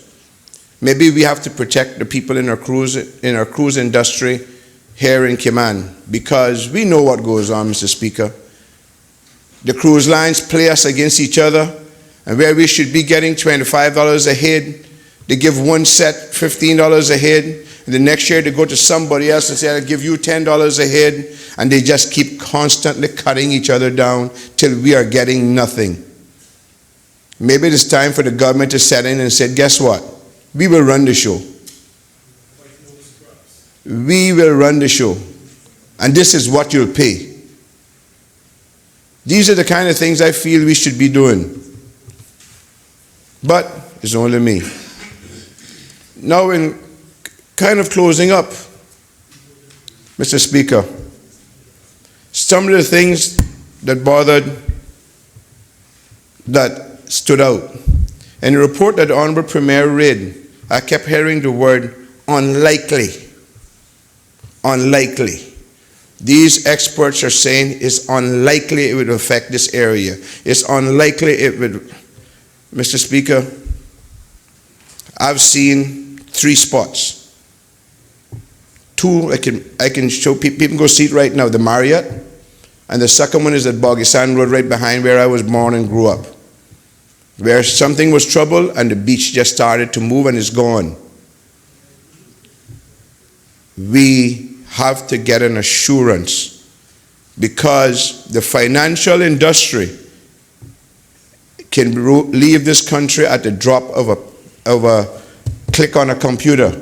And the fact that the great mother country we have called the UK and the United States does not in any way or form wish this little island well. If they could bury us tomorrow, they would. And that is something that everybody hush-hushes about, but nobody wants to say it in the public. We have to take care of our tourism product. It's the one thing that we have. I sit and I listen. And then I hear talk about the great coral replanting. I look around this room, and I wonder how many in this room has ever gone and dive out in that Hogstye Bay or dive out in that harbor. I have. Danny Soto, Randy Soto, Joey Jackson, myself, used to be out there every day, every weekend. When you hear them talking about picking up these pan shores, Mr. Speaker, you have some pan shore heads out there that's bigger or just as big as this room. So that won't be growing back right now. So when I hear those things, it makes me worry. Another major concern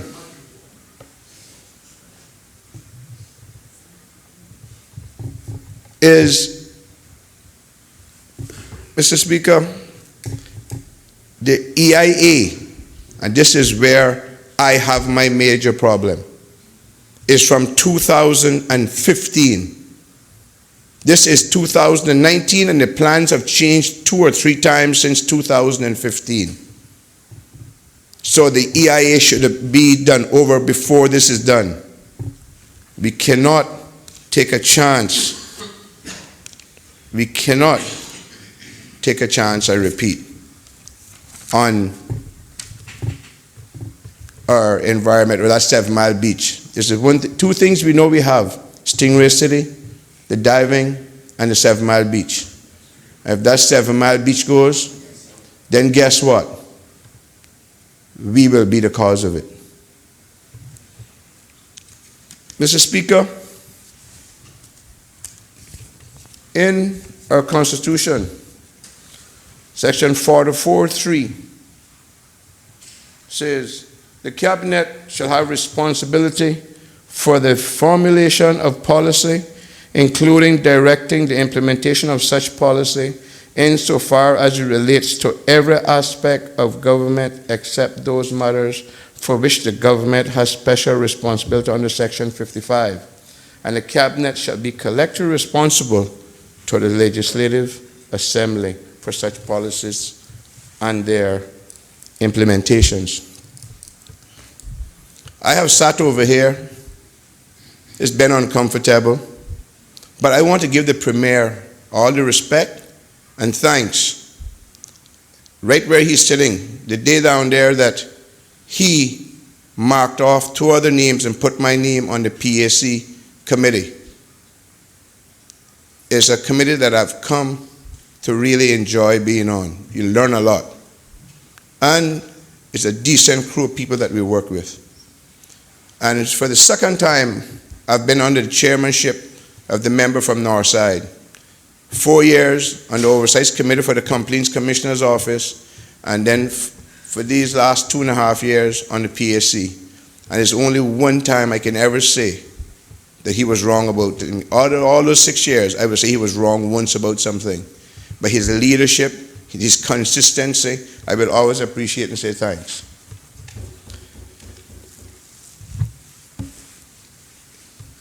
Mr. Speaker, when the Premier gave me that post, I wanted to stay there. And that was the reason why I stayed over here. I'm just being truthful. I sat with the member from Savannah on many times and took guidance, his advice, and he has been my sounding post for the last 2 years. And Mr. Speaker, I did not want, and the Premier even went so far as tried to get me to be a councillor. But the one person he approached said no. Can't blame him. When you know someone is below you but knows more, that would make you uncomfortable, I guess, if you're not secure. Unlike what the Minister for Works, in a very good speech. I'm hoping that the public listened to Minister Hugh. Of all the speeches that I heard from this side, was very, very fair, and I thought should open eyes on people on some things, how it's done. And I will say thank you for him for opening my eyes on a few issues. But, Mr. Speaker, like I said, I want to say to the Premier that there's a quote, and I cannot remember it off by heart, something about when you, to be politically correct, to be safe and things like that. But sometimes at the end of the day, regardless of all of those, you must follow your conscience. And to put any uncomfortableness aside, when I sit down, I'll be moving across to sit over by the minister from Savannah, and I want to say to the Premier, thank you very much for the position you put me in. I guess if I go across there, I would probably lose the post on the PSC, but if that is so, that is so. But thanks very much. And to the people, I will say this. I cannot, like other people, backtrack. My people in West Bay North that I've contacted, and I've contacted since this came out over 150, only 2 have said yes. The rest have clearly said no. And even some people who drive buses have said no. I cannot, at this time with a clear conscience, take a chance that I could be a part of the destruction of the environment. The father and grandfather in me does not allow me the luxury of compromising my principles, so I will end just as how I began 19 years ago. I will say, I'm not for sale and I'm not for rent. Thank you, Mr. Speaker.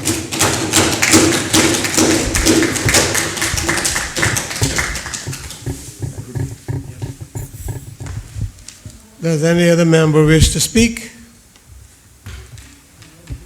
Does any other member wish to speak?